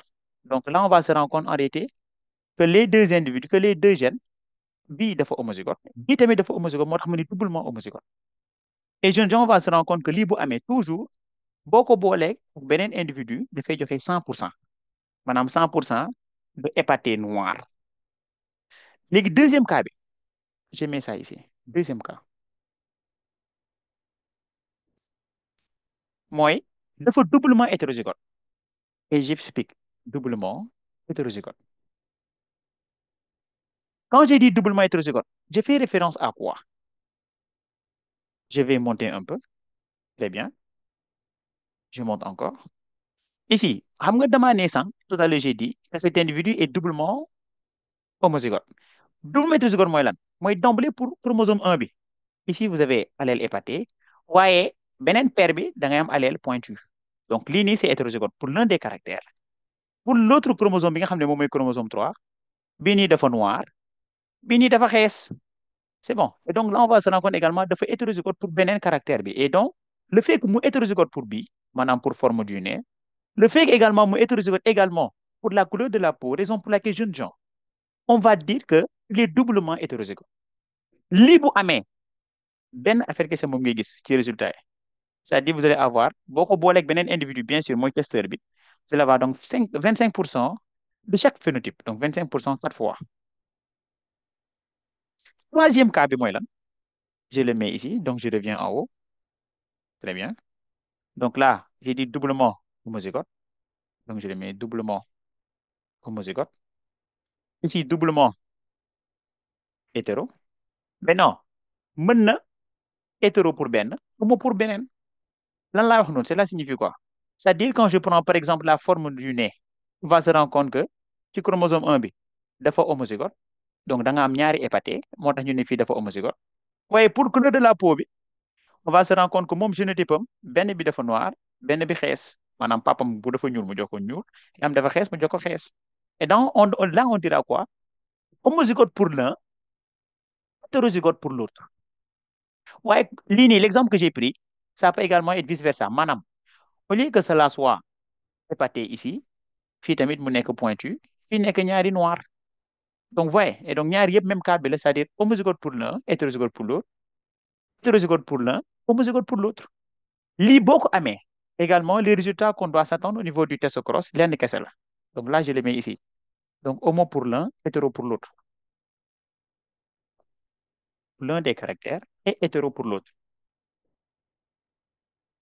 Da ngay am 50% du phénotype dominant toujours nag. C'est bon? 50% d'un phénotype nouveau. D'un phénotype nouveau. Lii nii jeune gens da ngeen ko war a jàpp. Toujours nag. Et après on le verra. Gis nga l'élève qui est bon en génétique, déjà quand vous regardez les résultats, vous pouvez savoir yow ban cas nga am. Est-ce que je suis dans le cadre d'un monohybridisme? Est-ce que je suis dans le cadre d'un dihybridisme? Bu fekkee dans le cadre de monohybridisme, dama nekk dans le cadre d'un MAD, d'un MAC, d'un test cross, d'un gène létal ou bien d'un cadre de multiple, ou bien d'un gène gonosomal. Si je suis également dans le cadre d'un dihybridisme, est-ce que je suis dans le cadre d'un gène séparé ou bien gène lié? Man instant bi, je suis au niveau donc de gènes séparés. Gènes séparés, je vous ai dit qu'en F1, 100%, bien sûr, lorsqu'on croise deux individus de race pure. En F2, da nga am 9 16e des phénotypes dominants, 1 16e des phénotypes récessifs, 6 16e. Pourquoi? Parce que dama boole 3 16e, 3 16e, moo tax ma ne 6 16e des phénotypes recombinés. Maintenant, vous faites que damay def test cross, c'est-à-dire vous avez un individu avec deux caractères et vous ne savez pas ndax dafa pur, ndax dafa hybride. Dans ce cas-là, trois possibilités nga am. Première possibilité, moi, vous faites qu'un individu bi dafa doublement homozygote. Beaucoup de testeur bi, donc ça va donner qu'une descendance constituée de 100% des phénotypes dominants. Si l'individu testé est doublement hétérozygote, comment j'ai les su? Parce que j'ai obtenu le phénotype, donc qui est équiprobable. Maintenant, 25, 25, 25, on y reviendra. Et après, vous allez avoir maintenant, vous faites qu'il faut homo pour l'un, hétéro pour l'autre, 50% du phénotype dominant et 50% du phénotype récessif. Maintenant, là, c'était par rapport aux gènes séparés. Jeunes gens, maintenant, j'ai dit toujours, dans le cas d'un dihybridisme, pas gènes séparés, am nga lu ñu naan gènes liés. Maintenant, quand on prend les gènes liés, on va se rendre compte qu'on a deux possibilités. Soit la liaison, elle est totale, donc liaison G-L, totale. Maintenant, dans ce cas-là, les deux gènes, tellement que dañoo jegante que dafay mel ni benn gène nga am. Et donc, c'est comme si on a un MAD. Et dans le cas d'un MAD, on avait dit que F1, c'était 100% du phénotype dominant. Phénotype dominant. F2, on avait dit 3 quarts, 1 quart. Test cross, on avait rappelé. Donc là, vous regardez juste, donc, lan lañ amoon ci MAD. Maintenant, quand il s'agit maintenant de liaison partielle, on va se rendre compte en réalité que F1 boo ko amee 100%, c'est bon. Vous faites que dañoo am test cross, nga am plus de 80% des phénotypes parentaux et 20% des phénotypes recombinés bul xalaat liaison partielle. C'est bon? Donc ici, F2 d'un test cross. Donc 80%, maanaam nekkul 25-25, nekkul 50-50, nekkul 100%, mu nekk 80% des phénotypes parentaux et 20% de phénotypes recombinés. Dans ce cas-là, on pourrait dire qu'il s'agit d'une liaison partielle. Et après, maintenant, et à travers ça, maintenant, on va étudier comment on va maintenant tracer la carte factorielle. Et là également, on y reviendra par rapport aux exercices. Jeunes gens, est-ce que vous avez compris ce dont j'ai expliqué tantôt? Oui, Abibli? Oui, monsieur. Très bien. Habib, vous avez levé la main, vous avez des questions? D'accord, donc je pense qu'on peut continuer. Et maintenant, jeunes gens, pour étayer mes dires, je vous ai présenté en réalité des exercices pour qu'on puisse voir si vous avez réellement compris les notions dont j'ai parlé ici. Donc, je lis. On nous dit, on se propose d'étudier la transmission des deux couples d'allèles contrôlant deux caractères héréditaires, la longueur des tiges et la forme des gousses. Donc, on est dans le cas d'un monohybridisme ou bien d'un dihybridisme. D'un dihybridisme. Très bien, parce qu'on a bien précisé deux caractères. Donc, deux caractères, vous vous rappelez, il y a une possibilité, gènes séparés, gènes liés. Gènes séparés, on avait étudié F1, F2, F1 100%, F2, ñu ne lan 9, 3, 3, 1, moins 9 16e, 1 16e, 3, 3, 6 16e. Test cross, trois possibilités. 100%, doublement homozygote. Doublement hétérozygote, 25% chacun. Oui, mu nekk 50% phénotype dominant, 50% nouveau phénotype. Loolu mooy gène séparé. Gène lié, wax nañ ko. Donc maintenant, ñu xool. Ñu premier croisement bi. Le croisement d'une variété V1 à tige longue, gauche droite, et d'une variété V2 à tige courte, gauche incurvée, donne des plantes toutes à tige longue, gauche droite. Donc, déglu leen de. On vous dit, quand on a mis, donc là, je le mets ici. Je descends un peu. C'est bon, vous y êtes? Donc là, je mets, donc quand on a croisé, donc V1, V1, je rappelle qu'il est à tige longue, gauche ñaata, gauche droite. Quand on croise à V2, V2, moom lan la sax, tige courte, très bien. Gauche incurvée. On va se rendre compte que ñoom F1, on a que lan, donne des plantes, tige longue, ak lan, gauche droite. Maintenant, à partir du premier croisement, jeunes gens, ici, qu'est-ce qu'on peut dire? On a 100% ou bien on a... Allez-y, je vous écoute. Oui, Mokhtar Diop. On a ça pour 100%. Très bien, on a 100%. Donc, cela suppose que les deux individus, certainement, ce sont de race pure. Donc, la première loi de Mendel est vérifiée. Maintenant, dans la mesure où boo boolee tige longue, tige courte, lu ngay gis, ce que vous allez voir, c'est une tige longue. Donc, l'allèle long et l'allèle court, qu'est-ce qui domine? moromam. L'allèle long. Très bien. Maintenant, quand on prend maintenant la forme des gousses, on a gousse droite et gousse incurvée. Quand on a croisé les plantes à gousse droite et gousse incurvée, on s'est rendu compte qu'au niveau de la descendance, qu'on a une forme droite. C'est bon. Et donc, l'allée droite et l'allée incurvée, ce qui domine, prochain. Ah, très bien. C'est bon, jusque-là. Maintenant, c'est ça qu'on vous dit. On vous dit ici, analysez les résultats de ces deux croisements en vue de déduire la relation de dominance entre les allèles contrôlant chacun des deux caractères étudiés. En d'autres termes, c'est le premier croisement qui va nous permettre de définir, de déterminer la relation de dominance entre les allèles. Vous avez dit tout à l'heure, au niveau de la première génération, F1, on a 100% de long droite. Donc, cela suppose que l'allèle long domine l'allèle court, ou bien est dominant et l'allèle court est récessif. Et maintenant, pour la forme des gousses, l'allèle droite est dominant devant l'allèle incurvé qui est récessif.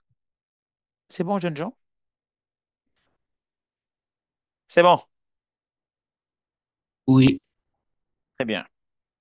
Maintenant, mis à part cela, donc là, je vais mettre ça ici. Donc, ici, je mets petit 1, premier. Donc, la descendance du premier croisement, la descendance du premier croisement, est homogène, bien est uniforme, est homogène, et présente un phénotype parental, et présente un phénotype parental, et présente un phénotype parental, et présente un phénotype parental pour les deux caractères.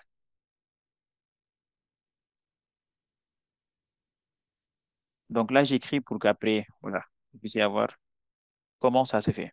Donc, je mets ici donc. C'est ça qui m'a permis de dire donc. Il s'agit d'un cas de dominance. Il s'agit d'un cas de dominance. D'un cas de dominance. Donc, ici, je mets à la ligne tirée. Donc, l'allèle long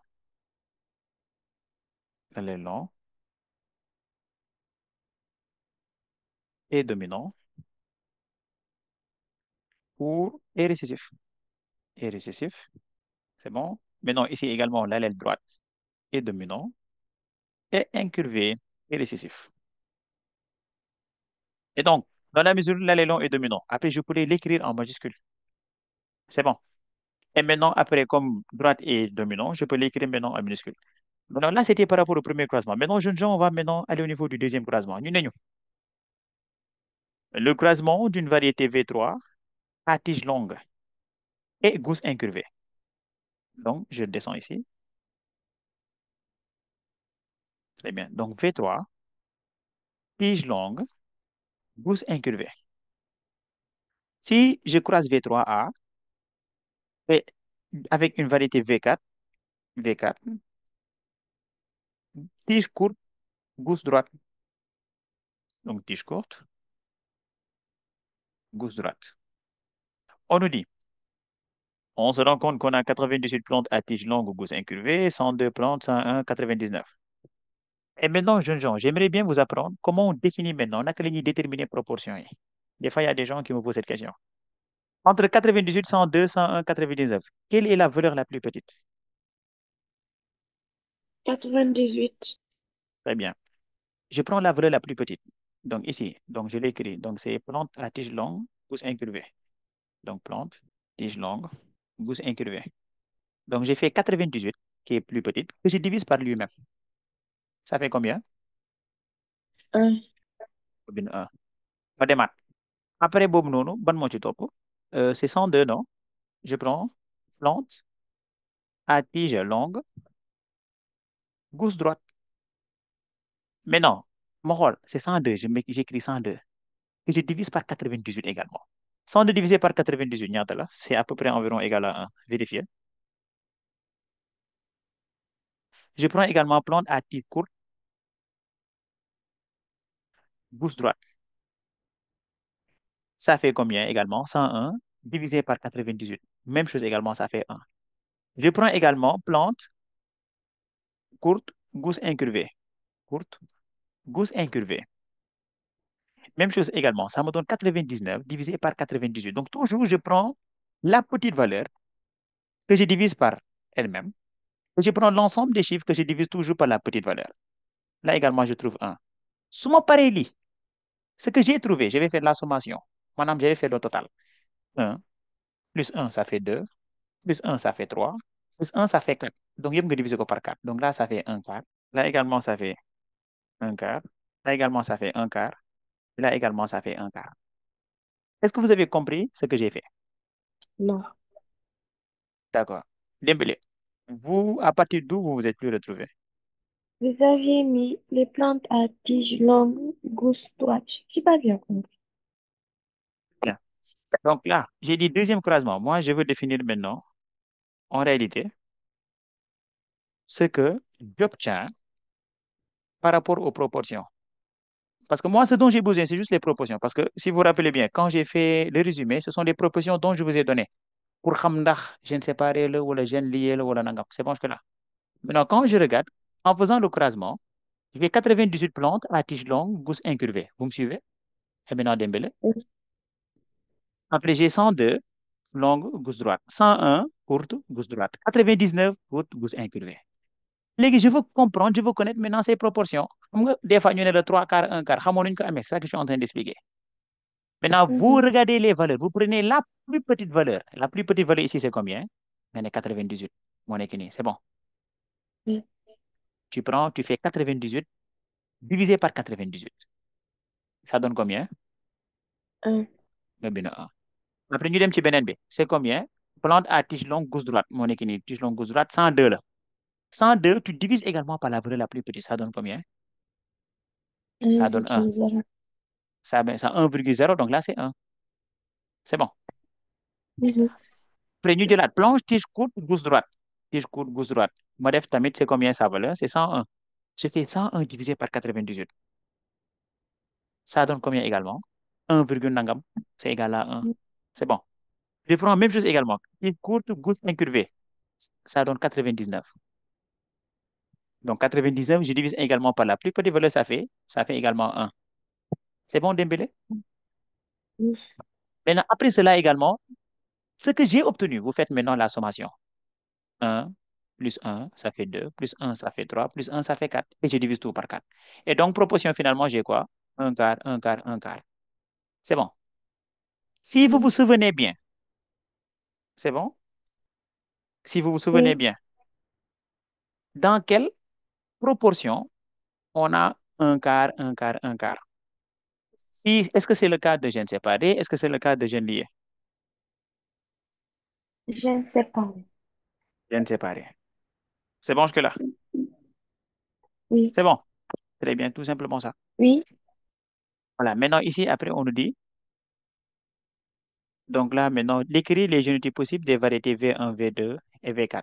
Maintenant, V1, si vous vous souvenez bien, donc là, je mets les variétés ici. Donc là, c'est par rapport à la question numéro B. Donc, écrivons les génotypes.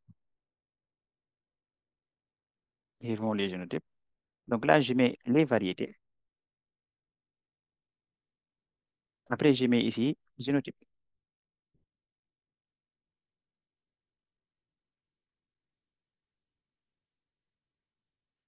Voilà. Maintenant, si je regarde bien, ici, j'avais la variété V1. C'est bon jusque-là. Maintenant, variété V1, on avait dit quoi? Tige longue, gousse droite. C'est bon jusque-là? C'est bon? Tige longue, gousse droite. Donc, là, j'ai mis tige longue. Parce que comme ce sont des races pures, parce que pourquoi j'ai dit ce sont des races pures? Parce que ñoom ñaar, quand on les a croisés, on a obtenu que 100%, c'est-à-dire tige longue, gousse droite. Donc, cela signifie que donc, ça peut être donc L sur L et D sur D, ou encore L, D, L, D. Parce que dans le cas de gènes séparés, F1 peut donner 100%. Dans le cas de gènes liés également, F1 peut donner 100%. Là, je l'ai dit en haut, si vous vous souvenez bien. C'est bon. Je prends la variété V2 également. Variété V2, moom lañ croisé woon avec V1 au niveau toujours du premier croisement. C'est bon jusque-là. Et V2, on nous avait dit quoi? Tige courte, gousse incurvée. Et donc, cela signifie quoi? Tige courte, donc mon n'est que C sur C, parce qu'on sait bien que ce sont des raspeux, parce que la première génération Monekini, ça n'a donné que des plantes à tige longue gousse droite. Et donc, incurvé, on peut noter ça I, hein. Donc, on met I sur I. Ou, donc là, je mets CI, c'est-à-dire, donc là, dans ce cas-là, je considère que ce sont des gènes liés. Et là également, CI. Donc, les deux premières variétés. Maintenant, après, je vais au niveau donc des deux autres variétés, c'est-à-dire le croisement V3 et le croisement V4. Maintenant, dans la mesure ici, j'avais mis les deux possibilités. D'accord? Là également, je vais remettre les deux possibilités. Pourquoi? Parce que c'est le troisième autant pour moi croisement. Il va me permettre de définir réellement la localisation. Donc là, on a un peu anticipé. Maintenant, quand je continue pour V4, donc là, je descends parce que je n'ai pas assez d'espace en haut. Donc là, je mets V4 ici. D'accord? Et donc en bas, je vais mettre les V9. Maintenant, ici, on a dit quoi? V3 d'emblée, avant de mettre V3, V4, V3. Mais dans V3, on avait dit toute longue, gousse incurvée. Donc, forcément, selon vous, est-ce qu'on peut dire que Kini, par rapport à la longueur de tige, que c'est homozygote ou hétérozygote? Parce que regardez au niveau de ses descendances, on a également des plantes à tiges courtes. Donc, forcément, au niveau donc, de la forme, de la longueur des tiges, on peut dire donc que il ne peut pas être homozygote. Donc, il est hétérozygote par rapport à la longueur de la tige. Et maintenant, quand vous regardez également la gousse, qu'est-ce qu'on va dire? Gousse incurvée. Vous faites qu'une forme gousse incurvée, parce que ben possibilité que c'est là. C'est parce que donc, en ce qui concerne la forme de la gousse, si c'est incurvé, c'est parce qu'il est homozygote par rapport à incurvé. Donc là, je mets I sur I. C'est bon que là. Donc, comme on ne savait pas également, parce que là, on a mis donc les deux possibilités. Donc là, je mets la longueur également, lorsqu'il est dans le cas d'un gène lié également. Maintenant, quand on prend V4, on nous dit à tige courte. Donc, si on dit à tige courte, donc cela suppose forcément que les allèles, donc là, c'est C sur C, et à gauche droite. Donc, comme c'est gauche droite, donc cela signifie que donc, ça peut être incurvé, c'est-à-dire il peut également être hétérozygote. Donc là, je mets grand D et je mets I, ou bien je mets U, C, D, et là, C sur I. Donc, voici maintenant les génotypes des différentes variétés. V1, V2, V3 et V4. C'est bon. C'est bon, des questions d'emblée avant qu'on ne passe.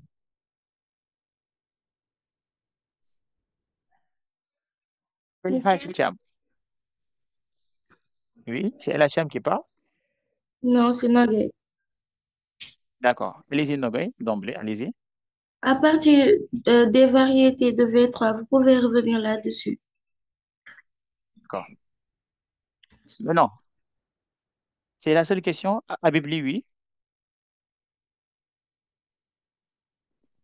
Habib, oui. D'accord. Donc, je continue d'emblée avec Nogay.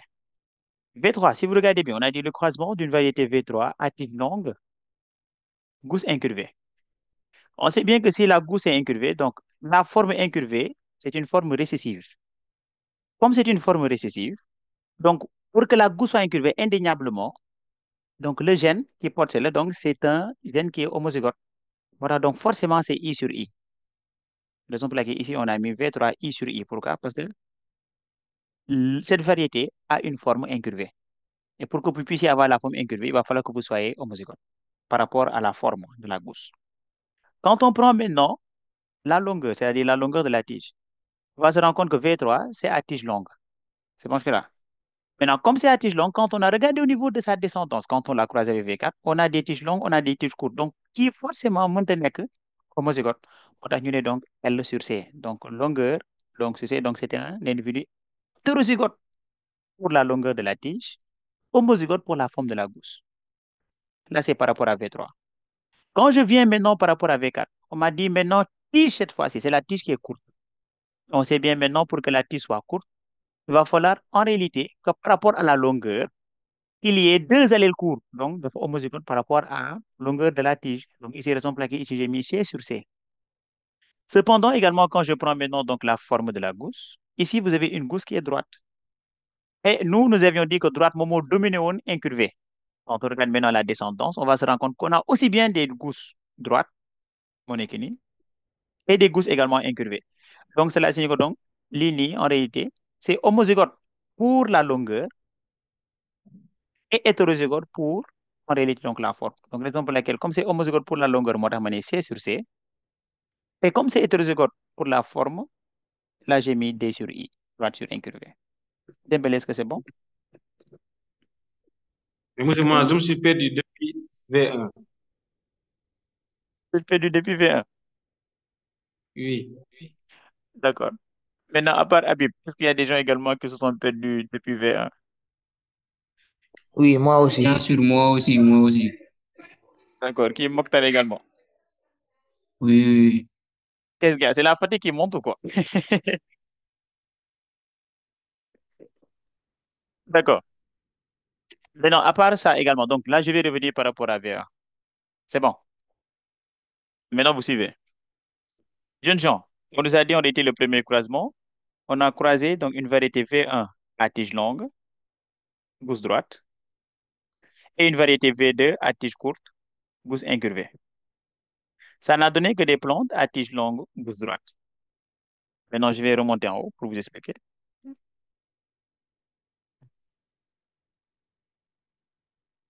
Très bien.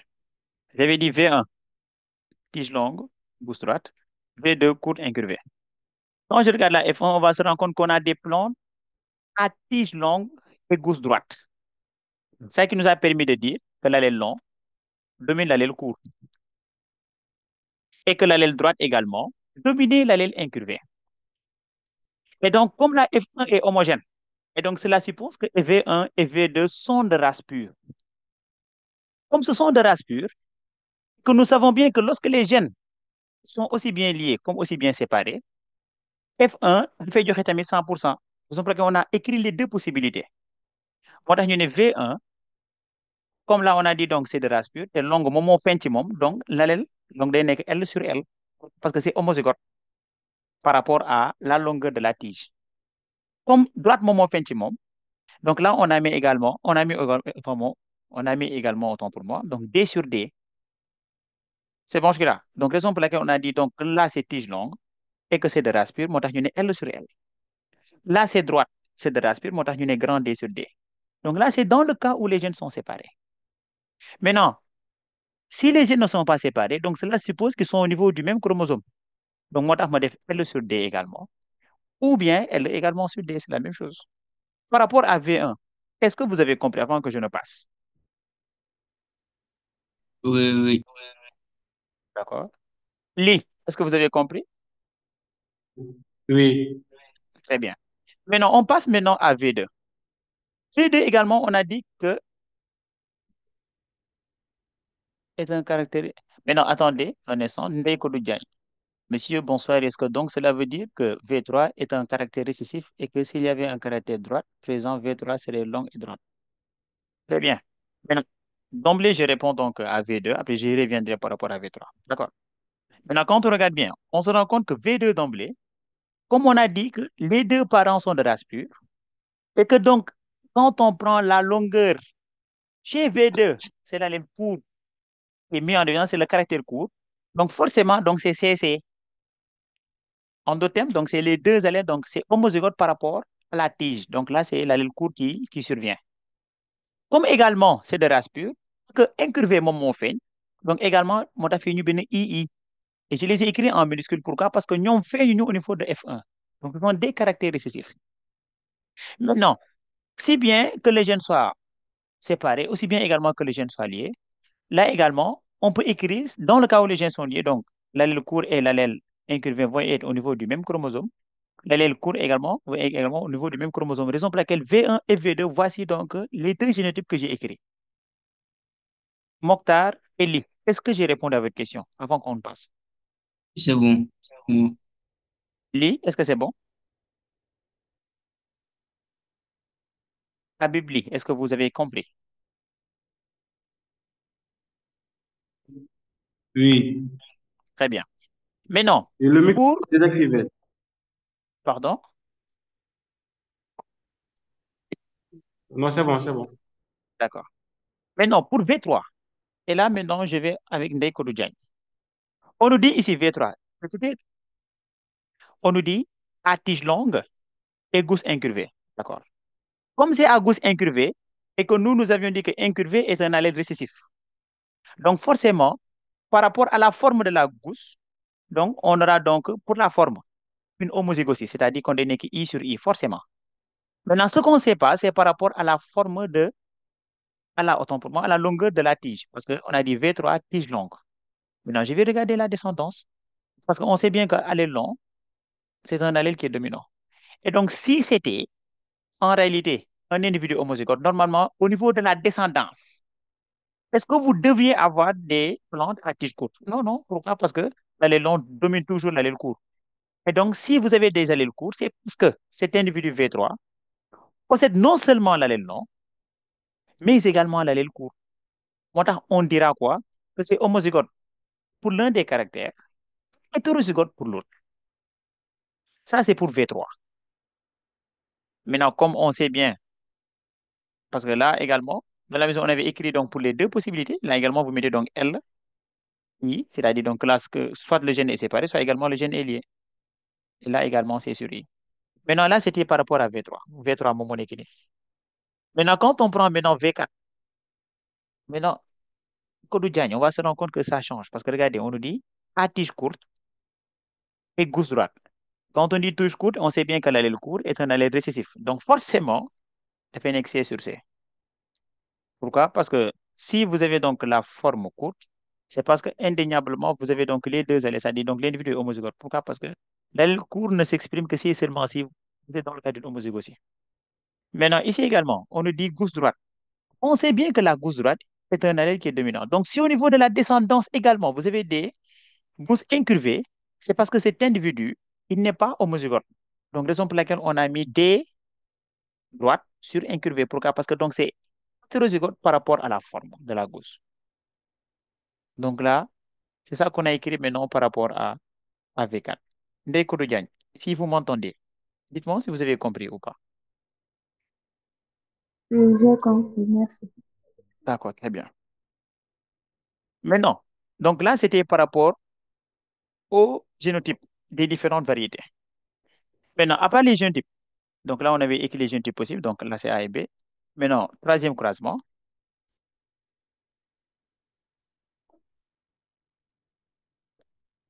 Au niveau du troisième croisement, on nous dit le croisement de deux plantes, 1 et 2, à tige longue, gauche droite. On nous dit longue et droite. C'est-à-dire ceux qui sont issus de la première génération. Issus du deuxième croisement donne 451 tiges longues gauche droite. Donc là, c'est le phénotype dominant, les phénotypes dominants. Regardez, courte incurvé. Donc là, c'est le phénotype récessif. Donc je l'écris. Donc phénotype dominant. Là, c'est phénotype récessif. Pourquoi je l'ai dit? Parce que l'un des parents était longue gauche droite. Mon économie, mon dominant. Parce que mon fait après. On a également ici, qu'est-ce que j'ai dit? Droite, excusez-moi, donc courte incurvée. Donc courte incurvée, donc là, c'est les phénotypes récessifs. Et maintenant, quand on dit tige courte, droite, longue incurvée, donc là, ce sont les phénotypes recombinés. Maintenant, on va regarder leurs proportions. Normalement, si c'est le cas, si c'était le cas, si c'est dans le cas d'un gène séparé, au niveau de F2, on aurait 9 16e des phénotypes dominants, 1 16e des phénotypes récessifs et 6 16e des phénotypes recombinés. On va vérifier. Maintenant, ce que je vous ai appris tout à l'heure, on va essayer de faire. On va prendre le plus petit, c'est combien? C'est combien ici? 49. Donc, on fait 49, qu'on divise par combien? 49. Très bien. Ça nous donne combien? Ah, Très bien. Maintenant, on prend 451 également, qu'on divise par 49. Prenez vos calculatrices et calculez-moi. 451 divisé par 49. Ça fait combien? 9,2. Très bien, 9,2. Donc, vrai. Donc là, on a 9 et 1. Maintenant, on va regarder ici si on va obtenir 3,3. Vous faites 152 jeunes gens que vous divisez par 49. Vous obtenez combien? 3,1. Donc, voyez, donc ça fait 3. On fait également 148 qu'on divise également par 49. Ça donne combien? 3. Voyez. Et maintenant, quand on fait 9 plus 3, ça fait 12. 12 plus 3, ça fait 15. 15 plus 1, ça fait combien? 16. 16, très bien. Donc, vous voyez, donc on a 9 16e, 3 16e, 3 16e et 1 16e. Ces résultats-là, ça ne vous rappelle pas un F2 lorsque vous êtes dans le cas d'un dihybridisme avec des gènes séparés, oui ou non? Oui. Et Oui. donc, cela permet de pouvoir éliminer quel génotype? Mon génotype BINI. Donc, ça nous permet de dire maintenant que, donc, dans ce cas-là, les gènes ne sont pas liés, mais les gènes plutôt sont, les gènes sont Séparés. séparés, sont tout simplement séparés. Donc, vous voyez, et c'est ça que je cherche à faire comprendre, c'est-à-dire à travers directement les résultats, vous devez être en mesure de comprendre, de savoir quel est le type d'hybridisme que vous êtes, que vous faites face. Et donc, ici, on nous demande de préciser la localisation des deux couples d'allèles. Nous dirons tout simplement que ce premier couple d'allèles donc, se trouve au niveau donc, de deux gènes, mais ces deux gènes sont quoi? Sont séparés. Donc, on dira que donc, les deux couples d'allèles, les deux couples d'allèles sont indépendants ou bien sont séparés, c'est la même chose. Donc, je descends un peu. Sont indépendants, entre parenthèses, séparés. Et on nous demande maintenant d'écrire les génotypes des plantes PL1 et E2. Donc, écrivons les génotypes. Écrivons les génotypes. Et maintenant, si on doit écrire maintenant les génotypes de ces plantes PL1 et PL2. Dégloul, on nous dit PL1. Qu'est-ce qu'on a dit? Gousse longue, gousse droite. Donc, finalement, donc PL1 égale PL2. Pourquoi? Parce qu'on a croisé deux individus issus de F1. Et donc, gousse longue, on est connu. Sur courte. Pourquoi? Parce que 9 16e, 9 16e. Quand on a ces résultats-là, c'est parce qu'on a croisé des hybrides. Là également, droite sur incurvé. Et voici en réalité le génotype des deux plantes, PL1 et PL2. C'est bon, jeunes gens? Vous avez compris? Oui, Mokhtar? Monsieur, vous pouvez revenir sur cette question-là. Je n'ai pas trop compris. Très bien. Maintenant, quand vous regardez bien, le troisième croisement, on nous a présenté, on a dit quoi? On a croisé en réalité des individus issus de ça. Donc, je les mets. Des individus issus de ça. Maintenant, ces individus, on s'est rendu compte que c'est à tige longue et des gousses qui sont droites. C'est bon jusque-là? Oui. Maintenant, quand on a croisé ces individus, qui sont maintenant des hybrides, pourquoi? Parce qu'ils sont issus en réalité donc du croisement de deux races pures, on s'est rendu compte qu'on a obtenu ce résultat-là. Ce résultat, nous, on a calculé les proportions. Quand on a calculé les proportions, on s'est rendu compte que c'est dans les proportions 9 16e, 3 16e, 3 16e, 1 16e. Ce résultat nous rappelle les résultats obtenus dans le cas d'un dihybridisme à gène autosomal. C'est bon jusque-là? Donc, Oui, cela oui. suppose que les gènes sont séparés. Comme les gènes sont séparés, et nous, tantôt, quand nous avions écrit les deux variétés, nous avions mis les gènes peuvent être séparés, les gènes peuvent être liés. Et maintenant, l'information supplémentaire nous dit maintenant que les gènes maintenant sont séparés. Parce que 9331, tu ne peux le voir que dans le cas où les gènes sont séparés. Et on nous demande maintenant d'écrire le vrai génotype. Raison pour laquelle j'ai mis maintenant ce génotype-là. Portable. D'accord. C'est bon, merci. C'est bon, très bien. Merci beaucoup. Voilà. Maintenant, ce qu'on va faire. Donc là, déjà, il est 18h04. Maintenant, l'exercice qui reste, vous allez essayer maintenant de traiter ça. C'est bon? Maintenant, par rapport à l'autre séance qui va venir, maintenant, on va essayer maintenant ce que vous avez essayé. On va maintenant corriger en bloc pour voir si ce que vous avez essayé maintenant, c'est le cas. Mais essayez d'emblée les exercices. Si vous avez des questions également, n'hésitez pas à écrire au niveau de la plateforme. Donc, les messages également, je les recevrai. C'est bon, jeunes gens? Oui, monsieur, merci beaucoup. Ok, Merci. ok, je vous en prie. Habib, vous avez levé la main, Habib. D'accord. Allez, je vous en prie, allez, bien des choses à vous. Donc, on se donne rendez-vous donc pour prochaine fois, donc pour qu'on puisse continuer donc la suite de la correction. D'accord. Ok, C'est allez, bon. merci, bien des choses à vous.